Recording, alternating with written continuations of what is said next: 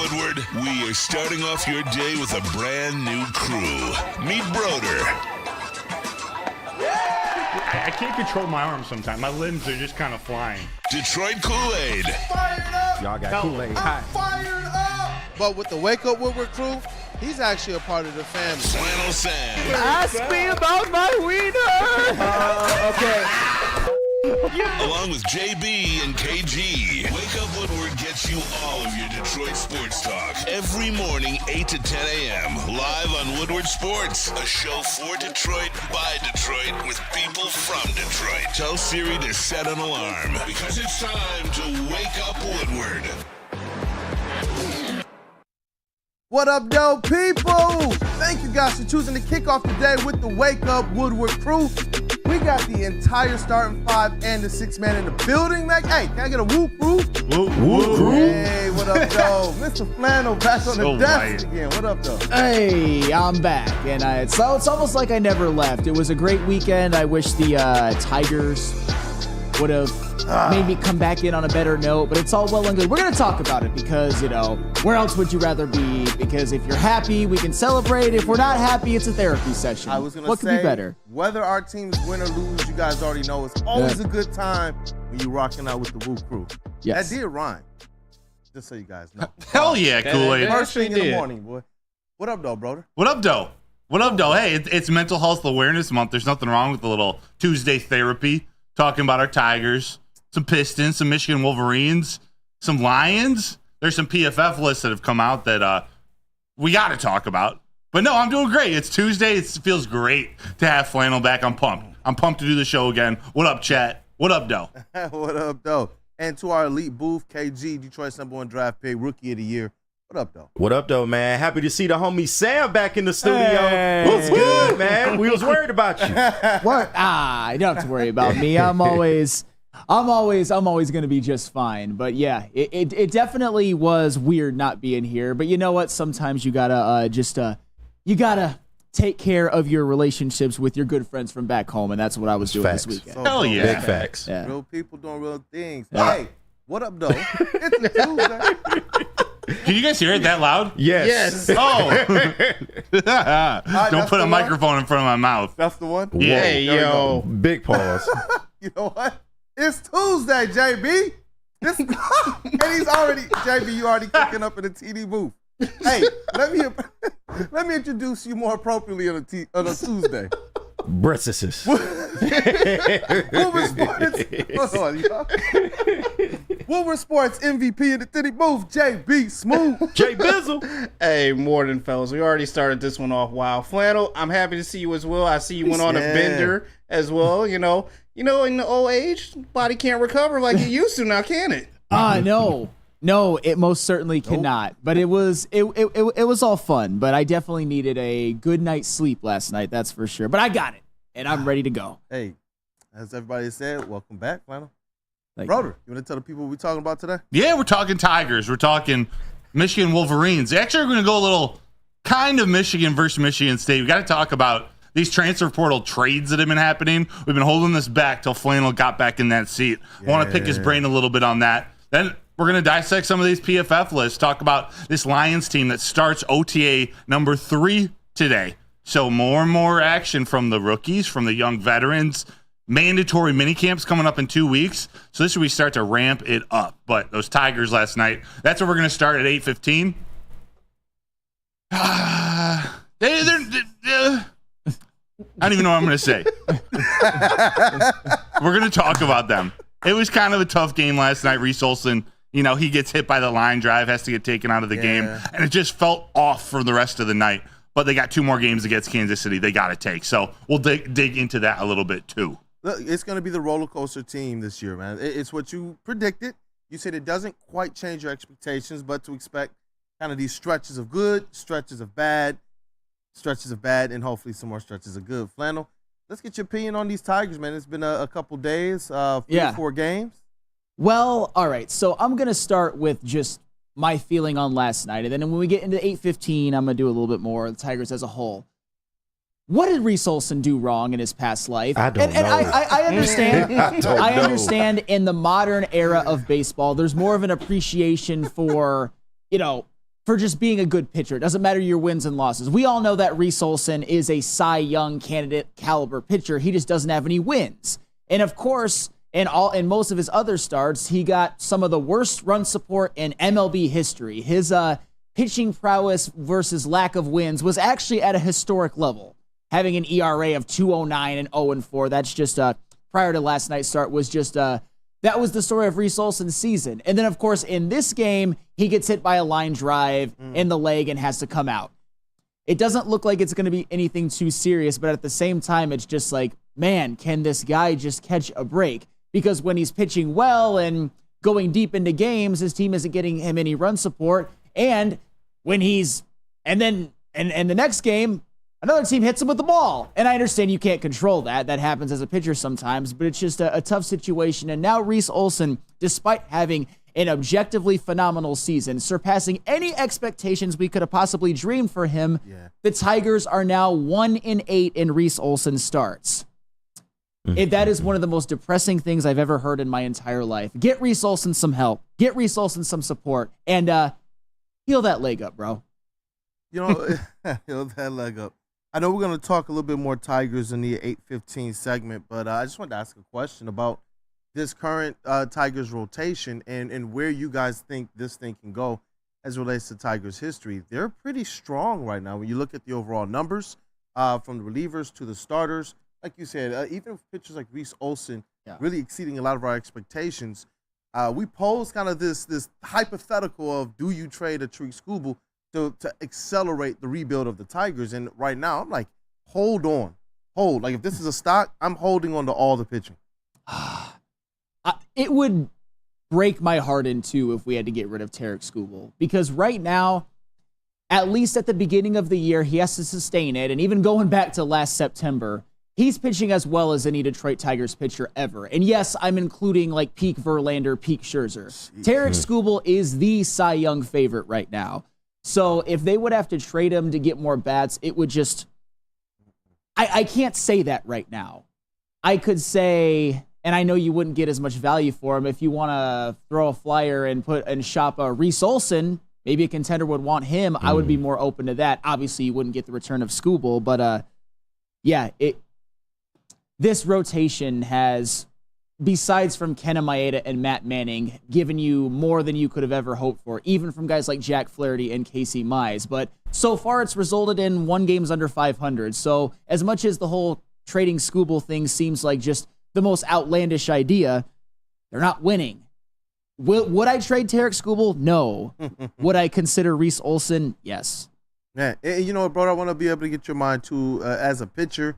And all of us were fans, obviously, of that rotation with JV, Max Scherzer, Porcello, and, man, some dogs. Fister. Had David Price for a while. Like, what in the world? Kenny Rogers, Fister. Jeez. Man, what a rotation. Annabelle. Is this because, we were just kind of tossing around because it was something that we, people have been, in the social world kind of speculating about, because are the Tigers going to be buyers? Are they going to be sellers? Are they serious about moving forward at this point in time? However, you can buy a bat without disrupting a bat or 2 or 3, without disrupting the current pitching that you have. I would do it. And this is the pitching staff to me. Game after game after game, we're beyond the 30 kind of day mark. This is the pitching staff to me that if we could go back in time and look at the JV, the Scherzer, kind of when they were younger, did we know what we were seeing in that moment? And is this, that's more or less the essence of what I was trying to ask. Is this one of those pitching staffs? It could be. It could be. They're a lot younger. It's not like they have all that experience that the Verlanders and the Scherzers had even at that point, but they certainly have the potential. When you think about how good someone like Tarik Skubal, Casey Mize, Reese Olson, Jack Flaherty, he was a Cy Young candidate a few years ago and has just had a difficult stretch, but he's pitching some of the best he has in his entire career. So they have the talent, even considering Matt Manning coming up the ranks. Jackson Jobe. There's some studs for this Tigers. It's a situation where whether it's Skubal or Olson or Manning or maybe Flaherty, at the deadline, they have the depth to be able to keep up, continue to compete in the American League Central. Really, the key is the offense. The offense will dictate how far they can really go. That pitching staff, it'll keep them in just about every game. And I'll tell you what, you might think, and this is where I think the front office has to be a little bit shrewd, and I think that they can because they've already proven that they can do it. If you trade a Tarek Skubal, you could probably get a haul at this point.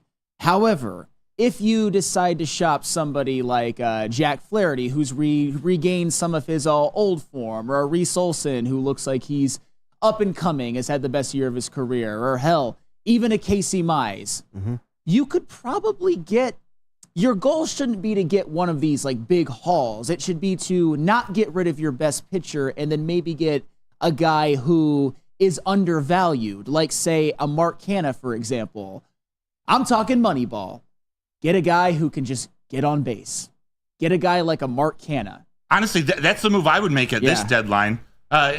Considering there are a lot of factors that go into it, but hypothetically, I'm hoping a guy like Alex Lane can, have a really good month leading up to the All-Star break, where maybe you can flip him, or you flip him in a not one of your top prospects for another veteran bat, another Mark Canha-like bat, not one who you're going to sign for 2, 3, 4 years, but someone who's going to help lift up this offense in the second half, maybe one more year to sort of kickstart this, versus going out and getting that star, which is something, if you're considering moving on from Skubal, you better come back with an all-star caliber bat plus be a historical plus return, a top prospect at minimum. Yeah, it's got to be a historical type return in my opinion at this point in time. Like I said, when we were looking at JV early on when he was struggling, I don't know if we knew quite what we had.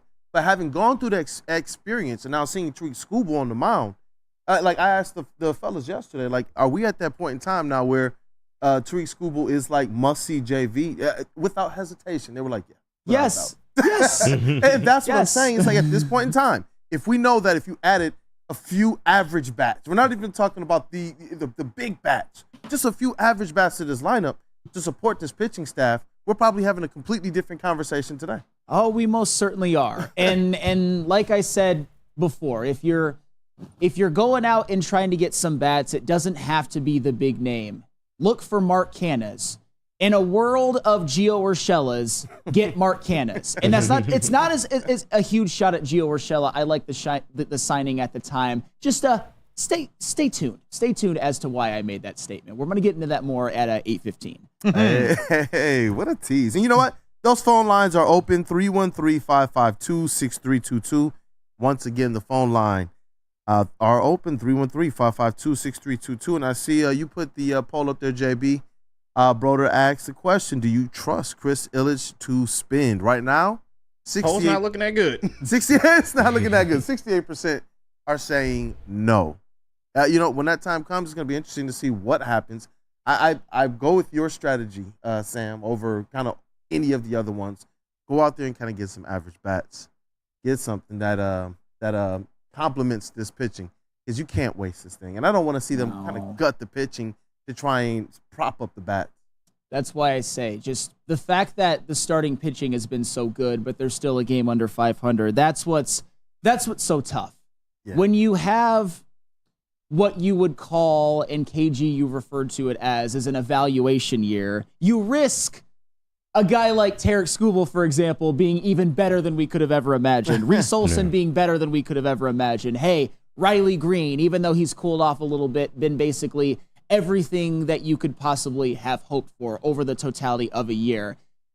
But you also risk the other end, like Parker Meadows or a Spencer Torkelson, or even, I know Colt Keith, it's a little bit early and he's heated up a little bit, but still, if they don't make the playoffs, if they are kind of a 75-win team with a Cy Young Tarek Skubal, it will be seen as a waste. Yep. It just will. If you have a pitcher that caliber, it'll be seen as a waste, and rightfully so, by the way. Yeah, right now the chat is not confident that Chris Ilitch is going to work this thing out. Nope. They're not confident he's going to work this out at all. No, but if you need to work out, a little Planet Fitness is the place to go. Planet Fitness is home of the judgment-free zone where anyone can feel comfortable and work on their fitness goals. At Planet Fitness, you experience a squeaky clean gym that has tons of equipment, a full-body workout in just 30 minutes, and all memberships include fitness training. You get all of this for only $10 a month, no commitment. No matter where you are, there's a Planet Fitness close by. There are more than 50 in Metro Detroit and thousands more throughout the world. It's Planet Fitness, where your fitness is essential. Drive into summer and drive into savings during Feldman Chevrolet's biggest Memorial Day sale ever. We're stocked with new Chevy cars, trucks, and SUVs, all priced to move. Like this 2024 Silverado for only $217 a month, or this 2024 Equinox for as low as $199 a month. Find your freedom in a Feldman at the Memorial Day sale going on now at Feldman Chevrolet, Michigan's #1 Chevy dealer.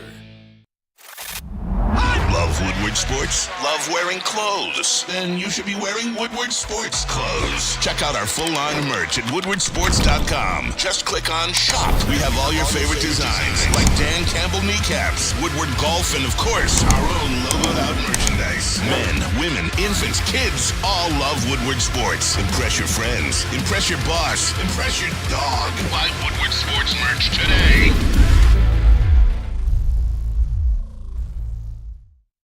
Where's the most convenient place to get that big fitness energy? It's Planet Fitness. Join today for just $1 down, $10 a month. With over 2,400 locations and equipment for every workout, you can get in, get energized, and get going. And with free fitness training and most clubs open 24 hours, everyone belongs in the judgment-free zone. So join today for $1 down, $10 a month, no commitment, cancel anytime. Glorious. The new Glorious Ice Water Bubble Hash Pre-Roll now has diamonds in it, everybody. Look, they are constantly pushing to create the best cannabis experience just for you. The perfect boost comes from the added touch of pure THC diamond dust, allowing flowers from only the highest terps, making the best, hey, even better. Glorious Cannabis, check them out at your local retailer, or as always, you can check them out online at gloriouscanna.com. What up, though, people? Welcome back to Wake Up Woodward. We appreciate you guys for choosing to kick off the morning with the crew. It's a good day, man. The sun is shining. We hope you guys can go ahead and smash that like button. And once you have, encourage somebody else to do the same. And look, y'all, on break, it looked like we might have Spicy Broder today. I knew I wore the Cobra Kai shirt for a reason. I think we got Spicy Broder on today. You wanna tell the people about this poll right now?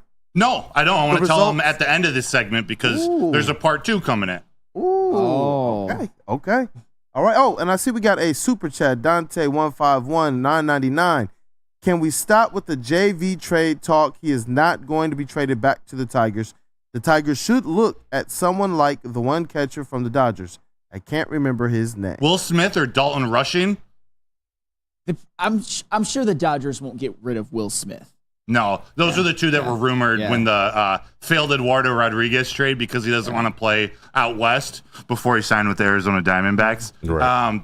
What was rumored that the Tigers were going after one of their 2 young catching players / prospects, Will Smith, who was already in the bigs, not having the type of year he is this year, or Dalton Rushing, which is, I think he's a top 10, top 5 prospect in all of the majors. He's their #1 prospect in the Dodgers farm system.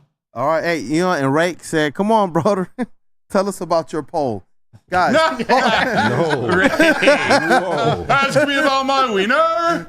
Look, guys. Red flannel. Hey, as seen in our introduction video, I did say that. Shout out to the good guys in the Genius Room, Ryan and Noah and Stick and all those guys for that intro. So it's fire every time. Well attributed. Yeah. But poll number 2 is up in the chat right now. Should the Tigers consider trading Tarek Skubal? You mastermind. I wonder what you're cooking up over there, Spicy Brother. You said we will see this thing through by the end of the segment, right? Oh, yeah. All right. Oh, yeah. But Flannel, let me ask you. Yes. Let's get into this. There have been people, and Javi Baez had himself a night last night. I don't know, 0 for whatever, grounded into about 17 double plays. There were people yesterday on multiple stations, including here, that were upset Javi Baez was playing well because they thought that was less incentive for Illich or for the front office to just cut him. I'm confused because you want him to play well. I'm confused. Where do you stand on Javi Baez? Like, are you worried that he's playing too well? The ownership isn't going to cut him, or the other way around? You want him to play at least a little bit well to gain a little bit of trade value, or that's the thought I was trying to find that thought in my head. The better he plays, when he plays well, the Tigers win. To me, that should tell the front office enough what kind of difference a decent bat in the order should make. That should be the reason to cut him. Because when he plays well, when you have a hitter, this offense is different. It's I have multiple different angles to this. For one, I don't like Javi Baez is terrible still. Horrible. Let me get that out of the way. But for one, when he plays well and clearly contributes to a series win in Arizona and people just like poo-poo it as nothing or a terrible thing, I don't like that. Yeah. However, here's where I'll defend those people a little bit. Despite all of that, his batting average ballooned to like a robust 209, and then he was 0 for 4 last night. So I understand that in the totality of a year, nobody really expects Javi Baez to be anything other than terrible, because despite that good stretch, he upped his on-base percentage and his average to something that was worse than last year when he was the worst everyday player in the MLB. However, though, I will give him credit for the Arizona series. I will. Because you see, as you said, when he plays well, when he actually isn't just an automatic out, what this offense could potentially be. And I suppose if we're talking about for trade value, that's or forget the trade value or like cutting him and whatnot. That's tough. I do think that if he kept being horrible, that you could potentially make it so miserable for him that he just wants to go and they have no choice. But at the same time, I don't know. It kind of feels like we're stuck with him, unfortunately. It does. Yeah. And it's one thing to run him out there every day to whether AJ Hinch is trying to prove a point or you have more confidence in him than all of us do or whatnot. But what I don't understand at all, and it's not just about Javi Baez, although he came up in the situation twice early in the game yesterday where there was a runner on first, nobody out, and they don't bunt. Why won't this Tigers team bunt? Why won't they bunt once? Why won't they even try? Especially Javi Baez. I think it was Colt Keith was on first base the first attempt.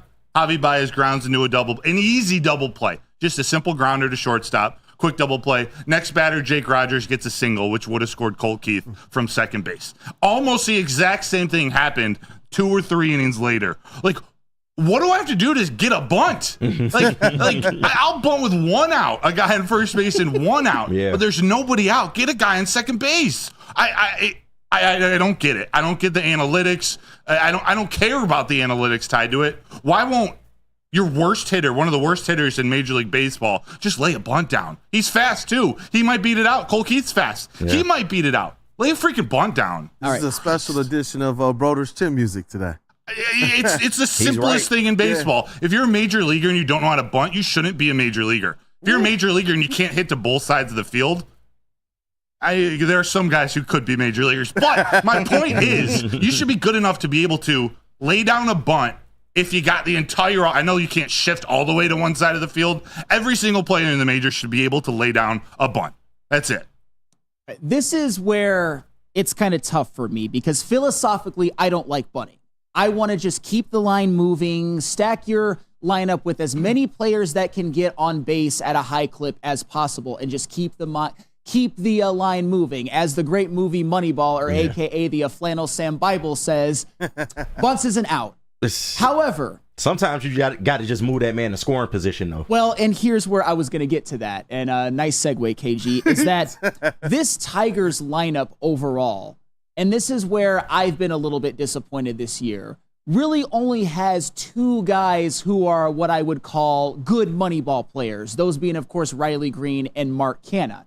4 out of the top 6 guys when it comes to the leaders in at-bats for the Detroit Tigers have on-base percentages under 300, which anything under 300 is terrible. Led, of course, by Spencer Torkelson, who leads your team in at-bats and has an on-base percentage of 285. And, of course, Javi Baez, who is 4th on your team in at-bats and has an on-base percentage of 230 and has proven throughout his career to never be a good Moneyball-type player, never be a good on-base percentage guy, besides for that little blip that he had with the New York Mets where he played less than half a season right before he came to the Tigers and has been awful since.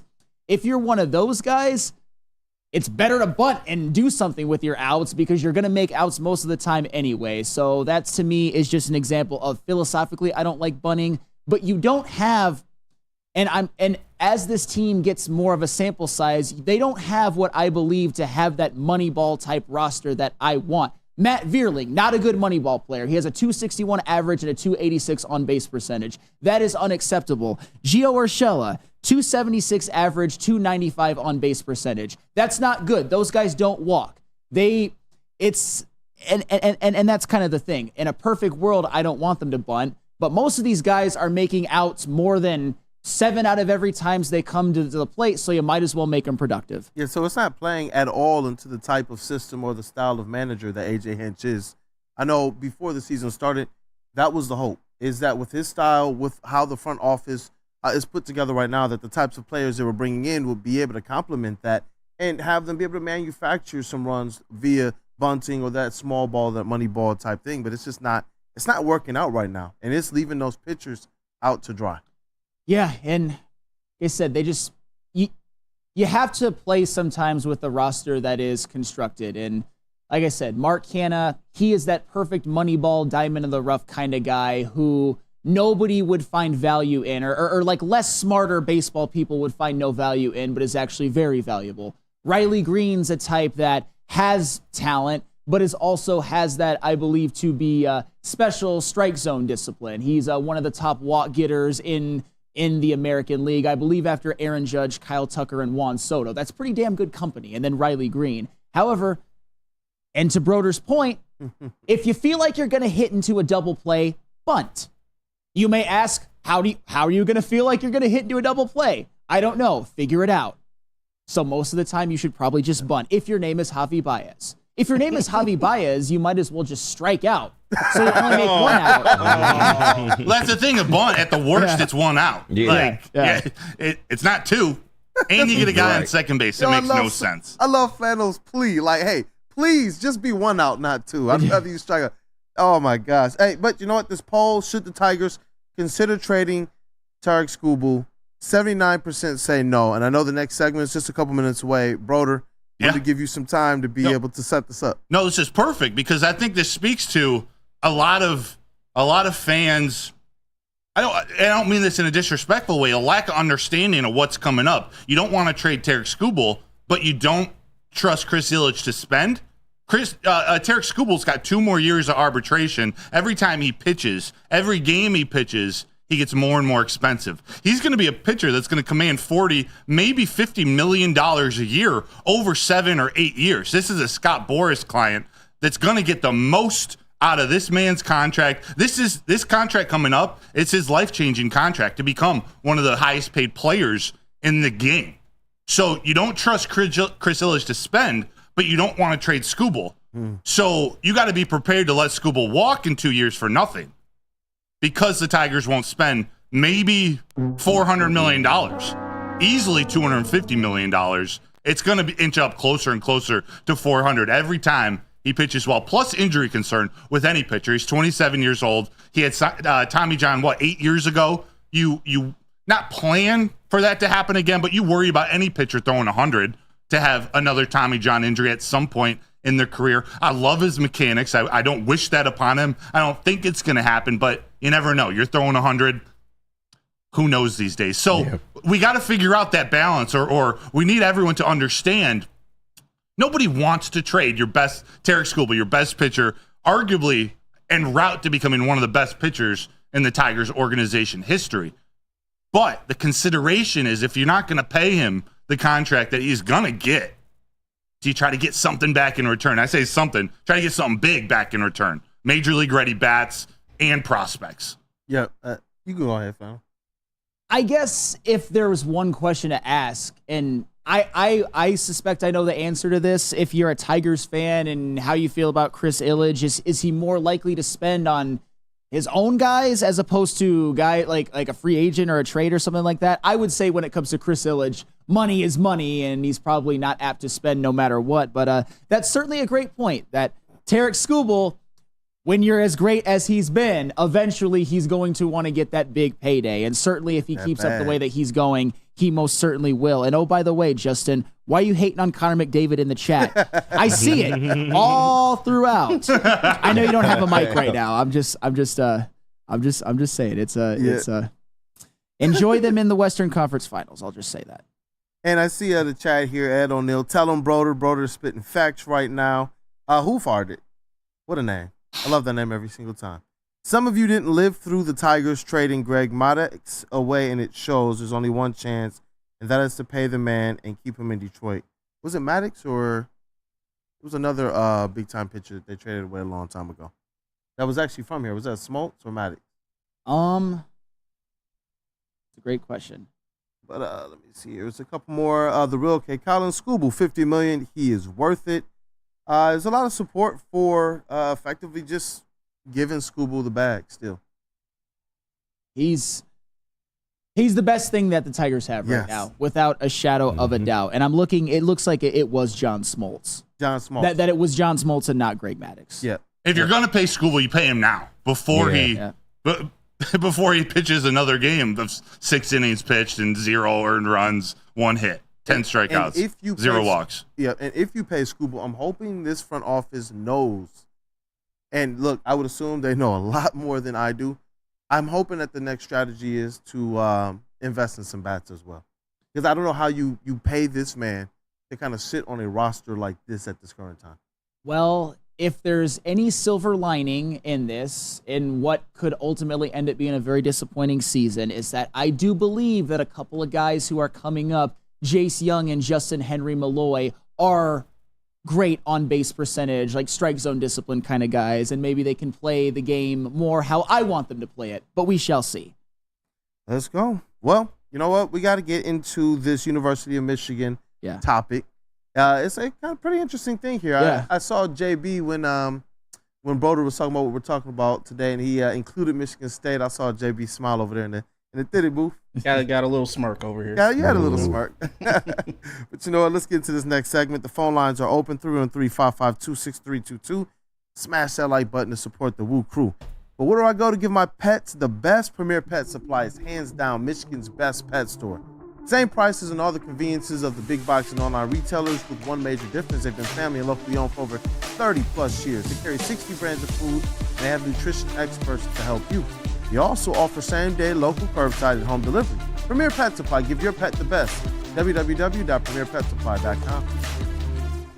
What's up, everybody? Neil Rule, Big D Energy, Woodward Sports Network, home of the Planet Fitness Studios. Let me tell you a little personal story about myself with Planet Fitness. Planet Fitness helped me change my life, and it can do the same for you. The best gym in the gym game. The clean facilities, tons of cardio equipment, tons of weights as well. And look, through all the price increases, inflation, all that hasn't happened at Planet Fitness. Still $1 down, $10 per month, $24.99 a month for the Black Card as well. It's Planet Fitness, everybody, where your fitness is essential. And with the first pick in the 2024 Media Draft, Detroit selects Woodward Sports. Thank you for making us the #1 digital network in Detroit. Braylon Edwards here, Premier Pet Supply. Man, just looking around, who's got it better than pets?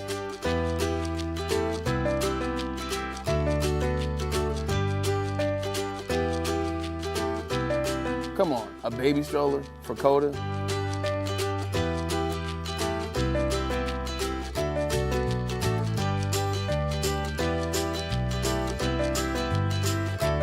A chef for Lola? Really?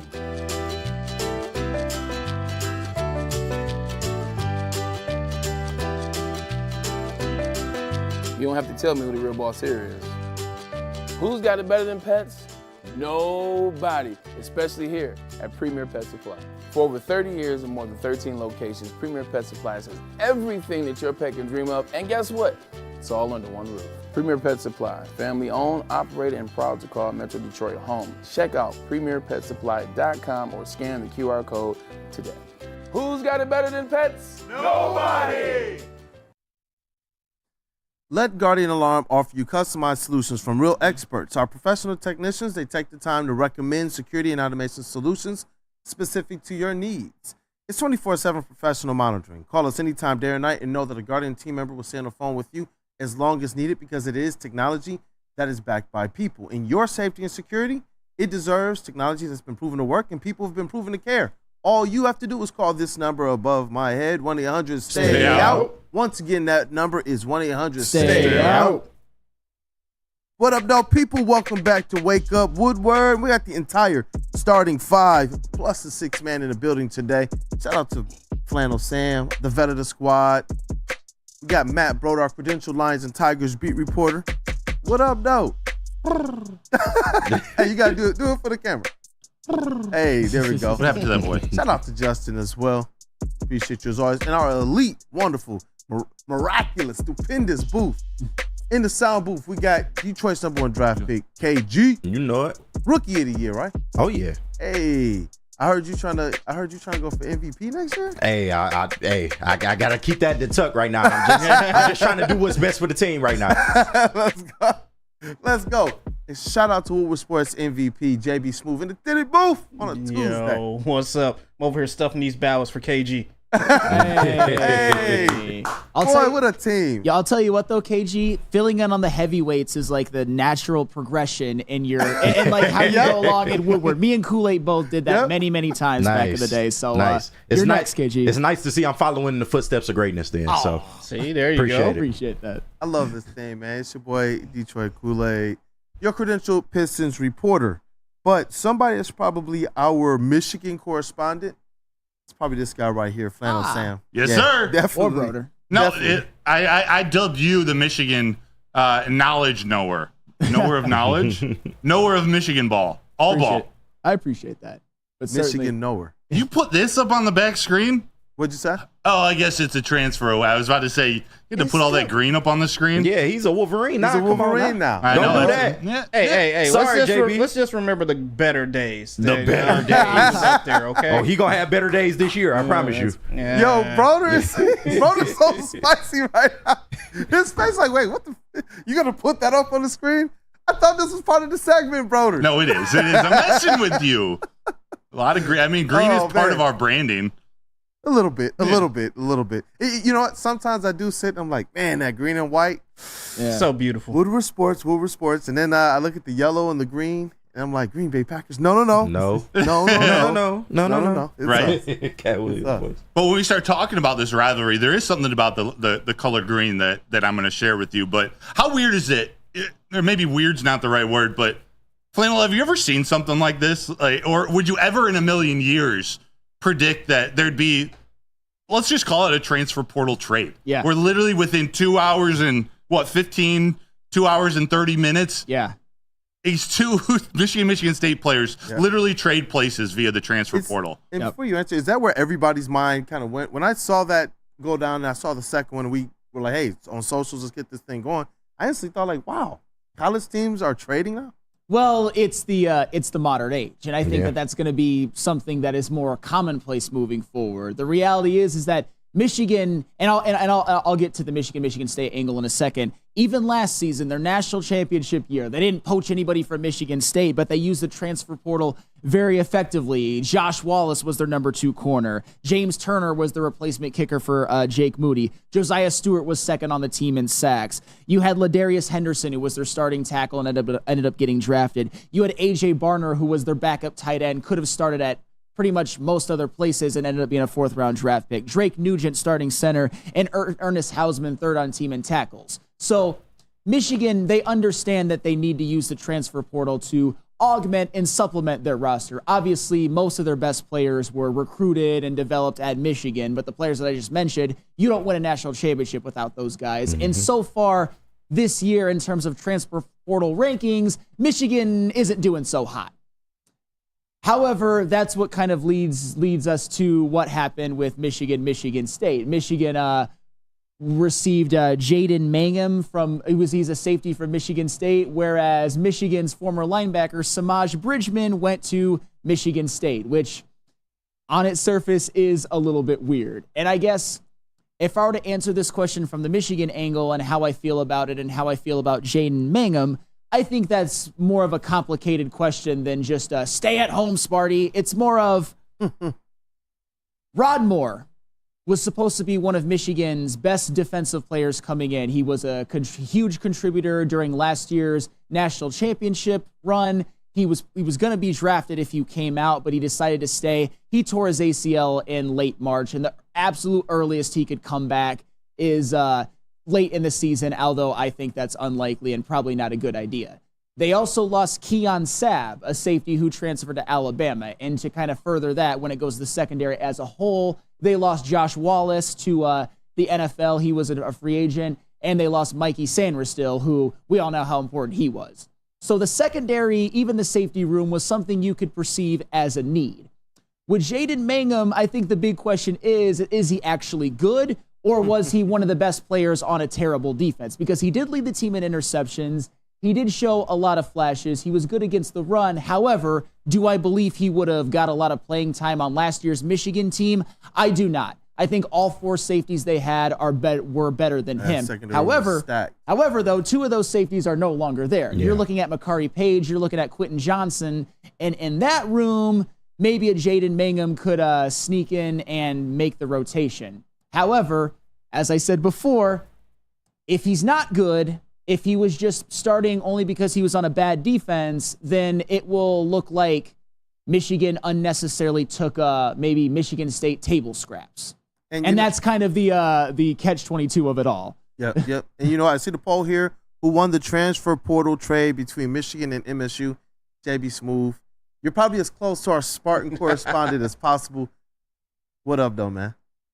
No, this was nice. Definitely a little bit of a surprise seeing that, you're leaving, going to the rival, of course, but you're also bringing in a rival over here as well, too. And I got to give credit to, as Flannel said, to Michigan. They don't win that national championship with a lot of these depth pieces that they have right now here as well. And seeing that he's coming over to Michigan State, he still has all 4 years of his eligibility. And you've already got a stockpile linebacker room. You've already transferred over 24 people from the transfer portal starting since last season for this new head coach. So it's very interesting to see how everything's going to play out. I honestly don't even know who's going to be starting next season at the linebacker position because you have so much talent there. So it's just hard to figure out who will be starting, especially after the spring game and everything. So, well, that's the question of it all, because when you look at transfer rankings in terms of players, Samaj Bridgman was actually rated higher than Jaden Mangum. Mm-hmm. And you can't really judge because Jaden Mangum is obviously more proven. He started last year, but Samaj Bridgman, as a freshman, he's not going to get any playing time on a linebacker room that has Michael Barrett, Junior Colson, and Ernest Hausman as your third linebacker. It's just not going to happen. And as you said, Michigan State, they've had some transfers of their own come in this year, so we'll see what he does at State. But I don't think it's really fair to judge that one's proven and one's had success and one hasn't, because situations are just different. It's much easier to last year crack the Michigan State secondary rotation than it would have been for a guy like Samaj Bridgman to crack the Michigan linebacker rotation. They're diametrically different things. Did you have something to say? Yeah, to be determined, how much of a difference each player makes on the field for the other team. But I'll ask you this, and I've been thinking about this now for a couple of years, really since the tunnel incident between Michigan and Michigan State. Are rivalries dead? Like true rivalries? Have they been killed by the NIL, by transfer portal specifically? And I'll preface it with this would never have happened 10, 15 years ago. When I went to Michigan, when I played at Michigan, it would never in a million years have happened. What? You mean to tell me you wouldn't think about coming over to play for the Spartans baseball team? No, 0% chance. 0% chance. 0.0? It's a respectful the Michigan State Spartans, to me, it's a respectful rivalry. Ohio State is more of a hatred-filled rivalry, but green and red are colors that, at least when I played at Michigan, if we had any ounce of green or red on our clothing, that includes socks, that includes underwear, if our coach found any red or green for the rest of practice or the next practice, we were running the entire time. It's something you don't do. You go to Michigan and you learn to hate Michigan State and Ohio State. They're your bitter rivals. You go to Michigan State, it's Michigan. And I don't know if they have another rival too. Ohio State, it's Michigan. You can't. You just don't do that. You don't go from one rival to another. This is professional football now. It's professional sports where you're going and trying to build super teams, and there's no loyalty anymore. If you had loyalty to your school, that tunnel incident doesn't happen on both sides, not just Michigan State, but Michigan too. It just doesn't happen if you leave it all on the field, which is what a respectful rivalry is. Yeah, that's where my mind went. When you talk about this kind of trade in the transfer portal, would this have been something that happened 10, 15 years ago? And I know that there are some outliers, but this whole rivalry thing between Michigan, Ohio State, Michigan State has always been set up on the precipice of, I don't care about that other team on the other side of the ball at all. Like, there's no way I'm walking on this campus except for to face it. There's no way, or to win a football game or a basketball game. Now, all of a sudden, you have players that seem to be open in this era of you can get paid. People trying to put themselves in the best position, maybe to get to the next level as well. To just say, you know what, I'm going to think more about how this affects my future more so than how this affects the rivalry. You know, it's yeah. Yeah, and I think there's a couple factors, and that's one, and that's one of them. There's people, and I would say to some extent, as they should be, are just looking for the best opportunity that they have moving forward, and that's 100% fair. In my heart, I don't like it because I'm a bit of a college football traditionalist. I'm certainly going to miss the old Pac-10 and Big Ten and all of that, and now we're kind of heading into more like transfer portals and super conferences and all that. In theory, I don't like it. However, I think there is a factor for both teams that leads them to doing this. With Michigan, I kind of already mentioned last year, they saw how much getting good players in the transfer portal helped them. It helped them win a national championship. Mm-hmm. And they were looking at, so far in this upcoming transfer portal class, it wasn't looking very good. And they are missing some players in their secondary. They're going to have to revamp some things there. So I don't think they saw it as Michigan State's safety. I think, can he help us win? And Michigan believes that they can. Conversely, if you're Michigan State, you've been awful the last couple of years. You're looking for as much talent as you can possibly get just to accumulate it. And if a Samaj Bridgman, who at the time was a pretty promising recruit but never really cracked the rotation at Michigan, if they see some potential in him, if Samaj Bridgman says, I can help your team win and maybe actually get on the field and help revamp this Michigan State defense, which has been not great recently, then he's going to do it. I think it's just a completely different game. And oh, by the way, back in the day when you transferred, you used to have to sit out a year. Now when it comes to the transfer portal, everybody looks at it, and I think rightfully so, as just like the Wild West. You can go wherever you want. You can transfer wherever you want. I mean, Broder, Iabioki, he's a guy, what was that, his fourth team in like 4 years or something like that? He was at Alabama. He was at Michigan. Then he goes to Coastal Carolina. Just year to year to year, he's like a mercenary. But that's kind of common. Yeah. Hell, Wesley Walker, another transfer that's coming in for Michigan, a safety, was at Georgia Tech, then went to Tennessee, and is now at Michigan. It's just a different modern age. NFL junior. Yeah. And you know what? Basically. Because we got a whole squad full of Michigan men in here, and then we got our resident Sparty and JB. KG, I want to kind of hear your thoughts as well. And I know we got a lot of Detroit Lions on the way. The top 25 under 25 list from PFF, as well as we have some NFC North talk as well. And I want to ask the question, too. Is NFC North the best division in the NFC? Yeah, they ranked. It's definitely arguable. They ranked pretty well. But we're gonna get into it.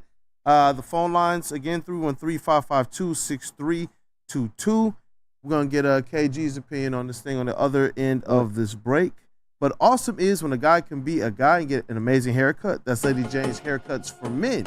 Stop in and sit back and relax and let one of Lady Jane's talented hairstylists make you look and feel great. Walk in anytime, 7 days a week.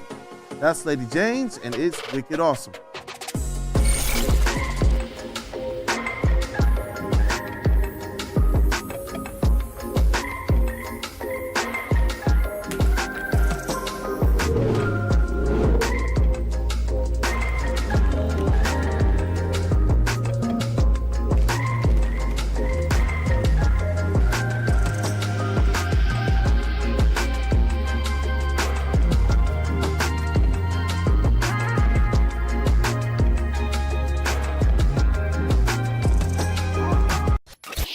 Ton of fun, a ton of sports, and a ton of man-meat. Welcome to the Woodward Heavyweights, live daily 5 to 7 p.m. on Woodward Sports. Come to any Lady Jane's Haircuts for Men and claim your throne for a king's treatment from one of our talented stylists. Open 7 days a week, walk in anytime. Just get to a Lady Jane's today and receive a precision haircut, scalp massage, hot lather neck shave, and a hot towel treatment. A haircut should not be a chore. It should be an experience. And that's exactly what Lady Jane's has to offer. Open 7 days a week, walk-ins are always welcome. There's always a location near you. Lady Jane's Haircuts for Men, it's wicked awesome. We are the network for Detroit by Detroiters. Welcome to the Woodward Sports Network.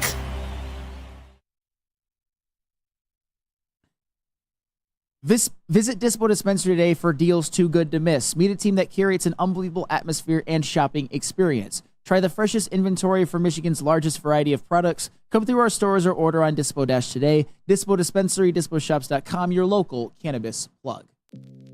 What up, though, people? Welcome back to Wake Up Woodward. We appreciate you guys for kicking off the day with the crew. We got the entire crew in the building, including Justin. Eric Allen says in the chat, you get it. Cool to see you have the blue wrench next to your name today as well. Congrats on moving up, stud. Keep up the great work, bud. Shout out to you, Justin. It's good to see you guys getting love. Big shout out. I know a lot of people were in the chats giving, they were wondering, where's KG at? Where's KG at? We got to talk about it because these rivalries within college football, for a lot of time, it felt like that was one of the major draws of college football versus the pros, was how just near and dear people were to these rivalries. And we were kind of talking about it off break. I believe one of the biggest responsibilities to keeping up rivalries within college football, because I think we're going to see transfers and things like that of that nature every now and then. Yeah. But I do believe the program, especially the head coach, has a lot to do with keeping up these rivalries within college football, more than any other sport out there. We saw it with Jim Harbaugh. You could tell if he said no red, it was real.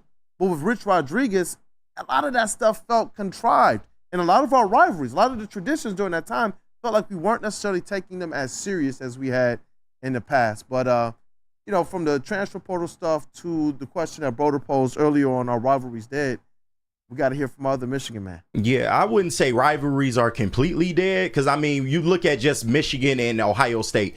If Ohio State loses to Michigan again, Ryan Day might lose his job. So rivalries are rivalries are definitely still prevalent. But NIL has, and the transfer portal has affected it. You can't deny it at this point because when you got new kids coming in and out every year and they're only there for a limited time, they can't really appreciate the rivalry. So as opposed to like kids going to the school for 2 to 4 years and actually, living through it and being a part of that. So it'll be up to the schools, really, not necessarily the players, to keep rivalries going. And with the way that the NCAA is changing now, you got the playoff format, you have the potential for maybe new rivalries as well. But like I said, it's ultimately up to the schools, not the players at this point, because you got all this movement. It's going to be hard to get kids to really understand what these rivalries mean. I actually like the thought and the idea of the new rivalries. You're right about that. I didn't even think about that with the new teams just entering into the Big Ten and how kind of the landscape is being restructured across NCAA football in general. It's going to be an interesting thing moving forward, especially with Michigan and Washington just having played in a national championship. Yeah, and Michigan-Oregon, that's going to be a good matchup this year as well. Yes, man, the Big House is certainly going to be rocking this year. But Broder, you kind of mentioned that. I know as a Michigan alum that transferring from state to Michigan and Michigan to state is just something that does not sit well with you. Yeah, it doesn't. And from a human perspective, I get it. My older brother, he's a professional violinist, and he started his college career at University of Michigan, but he found a professor, an instructor at Michigan State that just fit him better. There are certain things that make... I don't even want to use superior, inferior schools, just different schools, better for different people. Hypothetically, there's a better DB coach at Michigan than there is at Michigan State. So it just makes sense for this player to be under him. So from a human perspective, I get it. But from a rivalry perspective, and I know we're talking about new rivalries and everything, but can you really have a rivalry when it's a bunch of first-year players? Like, to me, a rivalry is that blind faith and defense of your school, your team, your mission, the history of the University of Michigan or of Michigan State University, Auburn, Alabama. Like they're going to be great matchups moving forward, but are they true rivalries? I don't think so. I don't think you can anymore. Well, it's going to be interesting. That's why I really do hope and believe that it's on these coaches and it's on the organizations, the schools, to really, really, really prop this thing up and make a production of it all. It's good, JB. No, I was just going to add to everyone's point. I don't think students are really staying those 4 years in college to actually be ingrained into this rivalry and know what it truly means. Because, as Flannel said, you guys, people jumping ship from school to school every single year just to get on the field, to get taped, to move on to the NFL, while others are sitting here staying back, waiting their time, maybe getting on the field, maybe not getting on the field. And it's not helping as well, too, that you got this NIL money that people are just going wherever they can go and pay and play. So it just kind of sucks now. Yeah. I mean, those are all great points. And I'm hoping, like, a large part of me is just saying, you know what?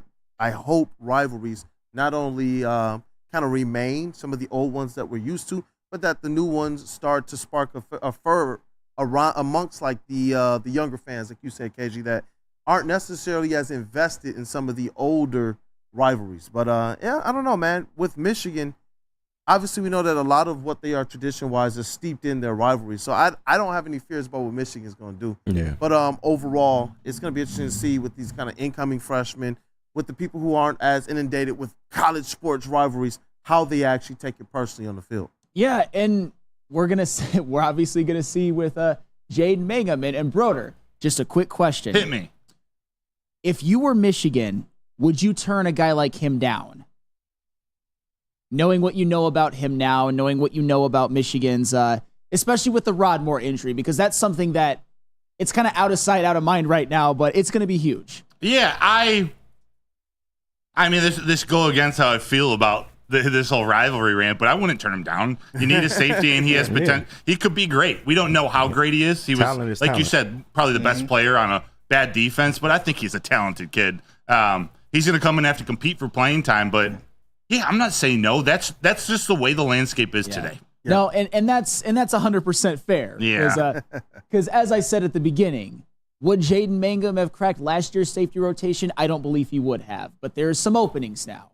And he did lead Michigan State in interceptions. But like I said, it does open Michigan up to for Michigan State to here's what I saw a lot going on social media, and this is where I kind of had to tip my hat to State and be like, that's kind of a good one, because Michigan, we're obviously happy if we can steal a Jaden Mangum and actually make him good for this team. That's another kind of feather in our cap that we could have to say, like, F you, State. Yeah, right. However, we're acting shaking his head in disapproval. However, though, Michigan State had a terrible defense last year. And one of their worst performances, particularly passing defense-wise, J.J. McCarthy had his best statistical game of his life against Michigan State last year.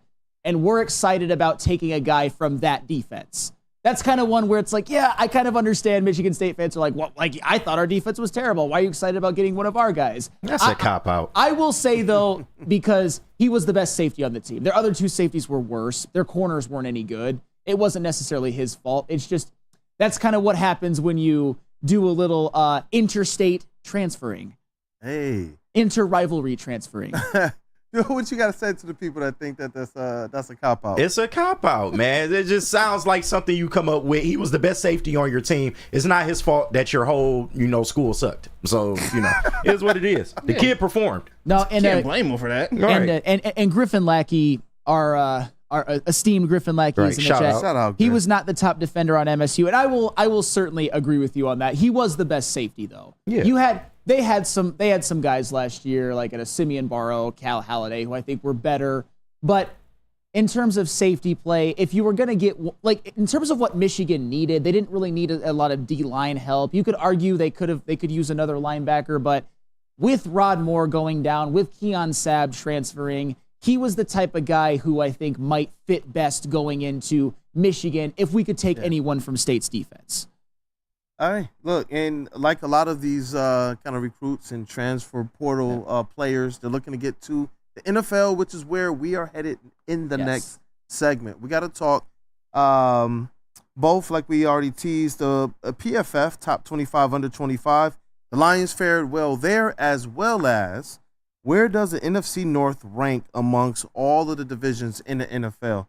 I was actually pretty surprised. I was pretty surprised at this thing. But we got to get to this break. We'll get into the next segment. I'll put the phone number out there again, 313-552-6322.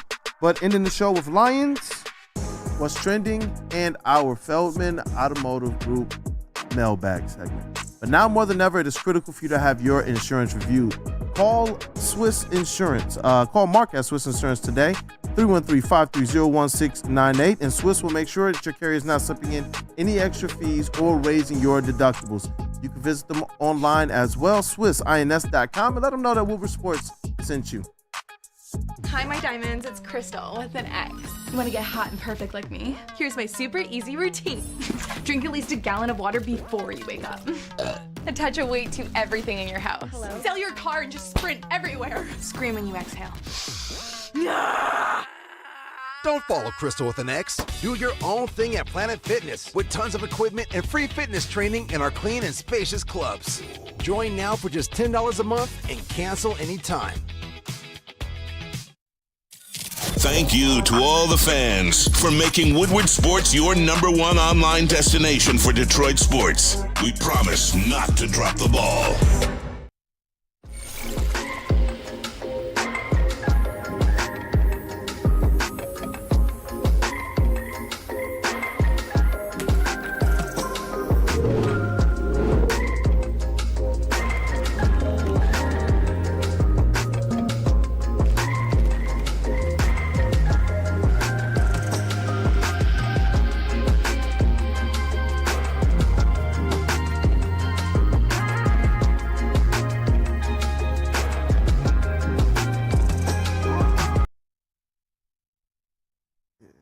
Hey guys, are you tired of wearing that same old Detroit sports merch? Sign shirt. Well, look, let me tell you right now, this is a new era in sports wearables with new designs, amazing apparel, and the ultimate swag. Do yourself a favor, go to woodwardsports.com, click on that shop tab. We are dropping new designs every single week. But I still got to tell you about these that we got up here. I'm ready for that Buddha Kids shirt. I'm telling you right now. I need about 4 or 5 of those in the closet, ready to go. You know Kool-Aid has 4 or 5 of these in his closet as well. The Welcome to Detroit sign t-shirts. Welcome to Detroit. Oh, no. We got the Detroit Tigers sweatshirts, and you can't forget about the Dan Campbell and Brad Holmes election t-shirts, hoodies, hats as well, too. Training camp is coming up soon, and you know you got to show out. And show out with Woodward Sports. WoodwardSports.com. Click on that shop tab. Let's go. Dallas Turner. We're going to see each other. Oh, we got to run it back for sure. With them boys. all of them. Yeah, need him. I love this video. Love to see these guys. The New York Giants. I'm looking forward to that preseason game. I'm mad at whoever picked up the Cardinals. Does Kirby pick up every team? He picked up everyone. Ain't no Thanksgiving, but this time I'm eating turkey. Has he picked the Vikings yet? I got something to say about Kirby. My boys play over there. We gonna see them. But see my boy Mike Green. Kirby had a reaction to one. Boys. No. You know what I'm saying? Where's the ring? Mm-hmm. No, he. That's the one. Yeah. Lots of gotta see you. That was a good hit, but you're a dirty player. Yeah. Yeah. Yeah, Chicago. They can get it. He'll know why. One of my boys from back home. He'll know why. Mahogany knows everybody. Look at this one. I love this one. You know what time it is. Kirby's such a real one. Oh yeah. Oh yeah. Bonky. Much love. Much love. Much love. Damn right. Shout out, Silent man. assassin. Oh Welcome my back to God. West David Silent Montgomery, assassin. man. Yo, Kirby Joseph energy when he picked up that LA Rams sign, bro. Yeah. You were It's over there- personal. Yeah, you were talking about it in the booth a little bit. Hey, it's personal, man. He called him a dirty player, man. After, a good play, he's it's a good play, but that was a dirty hitter, you know it. Like what? Like it's crazy. Kirby definitely got something to prove in that Rams game. So Shout out to the DetroitLions.com for that video. Thank you for that. Thank you for that attribution. Thank you, Detroit Lions. It's been some fire content from the Detroit Lions overall. I'm sure that the motivation is better when the team is absolutely on one like they are right now. Shout out and word to Eduardo O'Neal. But, yo, that was epic, man. Because when I first saw that video and I saw him pick up the San Fran one, I was like, oh, yeah, these boys are ready. When I saw him pick up the LA Rams one, I'm like, oh, these boys right out the gate are ready. oh, you damn right. They are ready. Brother, which one, did you have any favorites from that video? I know I like Demont there at the end, just with Yeah. the look, the Chicago Bears look, and Kirby was absolute gold. Yeah. Absolute gold. Did you have any favorites? Probably Demont with the Bears, just because it's so poetic. And the fact that he actually realized some of his potential that he wasn't able to realize in Chicago with the Lions last year. It's why we brought him here. Yeah, and when we looked at his games last year on the heavyweights, he hasn't had that big breakout game against the Bears yet, so he definitely wants to get that one. But it took him 600 carries to get 1,000 yards last year. That was one of Peter Bukowski. That was one of the dumbest things ever said on air. Yeah. And you actually said some smart things. I didn't disagree with everything you said, but do like 1 second of Google. Right. One. That one, though. Yeah. Reading is fundamental. Yes. What up, though, JB? No, I think mine has to be either David Montgomery at the end with the Bears, just that stone cold look he has, or it's got to be Kirby with the Rams, just holding it up like, come on now. Come on. Yeah. You don't call me dirty? Nah, that's not how it's going down. You know what, David Montgomery, that's such an underrated one to me. He's had some pretty cool moments in Detroit, in his Detroit career already. I think back to when he was up on the stage with Jared Goff, when Jared Goff had what he had to say to Ryan Fitzpatrick, and Goff said it with his chest, like, I'm not a poor man's anything.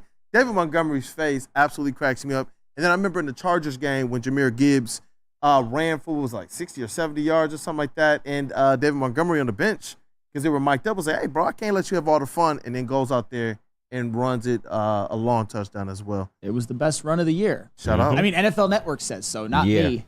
Yeah, great block by J-Mo downfield, too. Oh, yeah. Oh, yeah. Don't do that, Sam.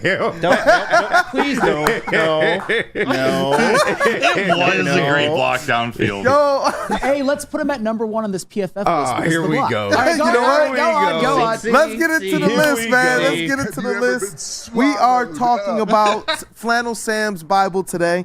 PFF, their top 25 players under 25, and the Lions have 5 players on this list, Broder. Yes. And I'll let you open it up, but before we do it, before we talk about each player, there were 2 players.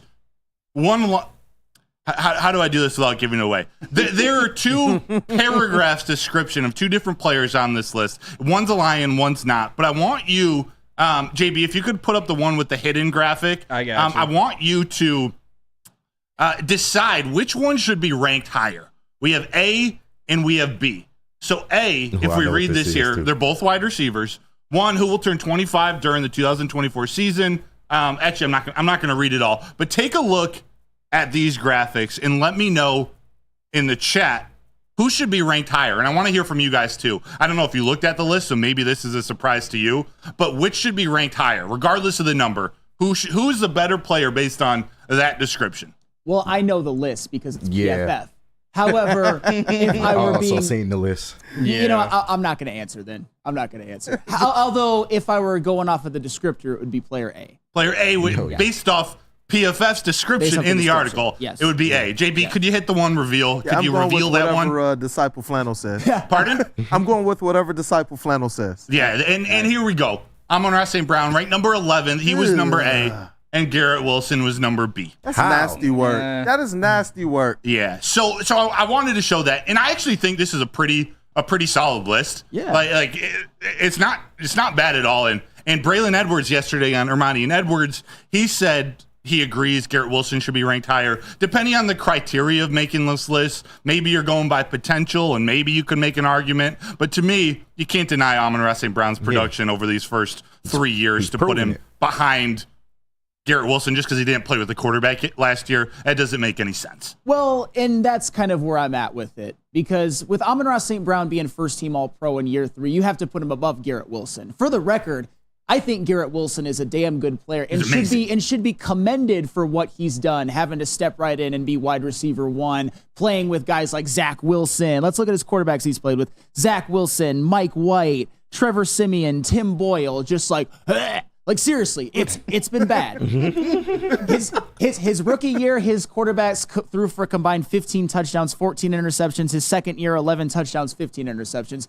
Garrett Wilson, I do believe if he were in a better offensive system, like, say, the Detroit Lions, for example, different player than Amon-Ra, just a better offensive system, would put up numbers similar to Amon-Ra. However, the All-Pro thing... You got to be above Garrett Wilson. Thank you. I'm fine with Garrett Wilson being where he's at on this list, but I would probably slot Amon-Ra maybe instead of 11 put him at like 6 or 7. Thank you. You know what? That's another point. The only thing that I do like about this list is the fact that I know Amon-Ra St. Brown watches stuff like this. Everything. When we thought he wasn't going to really care about being a Pro Bowler or not, he let everybody know. And I remember you got some video of that, brother. Great work as always. You got video of that when he was talking about, no, I'm pissed off about this type of stuff. We already know the stories about he knows every wide receiver that was taken ahead of him. And I definitely know he sees every wide receiver that people are projecting ahead of him. It's not necessarily what they believe the stats or what he's shown already to this point, because you're right. All pro. Yeah. So they're basing this off of where they think people will be in the future. I'm hoping when I kind of break this thing down more, I'm just like, whoa. Are you expecting some type of either Amon-Ra to regress just a little bit, or are you expecting Garrett Wilson to be somebody that finds himself so this much more ahead of where Amon-Ra St. Brown is right now? I'm hoping he's looking at this type of stuff because I know it spurs Amon-Ra St. Brown to be even better. Well, with Garrett Wilson, we're going to see, because in the first couple years, he did manage 1,000 yards both years. Give him credit for that. This is the year, though, where Aaron Rodgers, I mean, who knows if he's going to stay healthy or not, but I'd probably bet on the over for 4 plays. And you get him a little bit better of a wide receiver core and a better offensive line to protect whoever quarterback it is.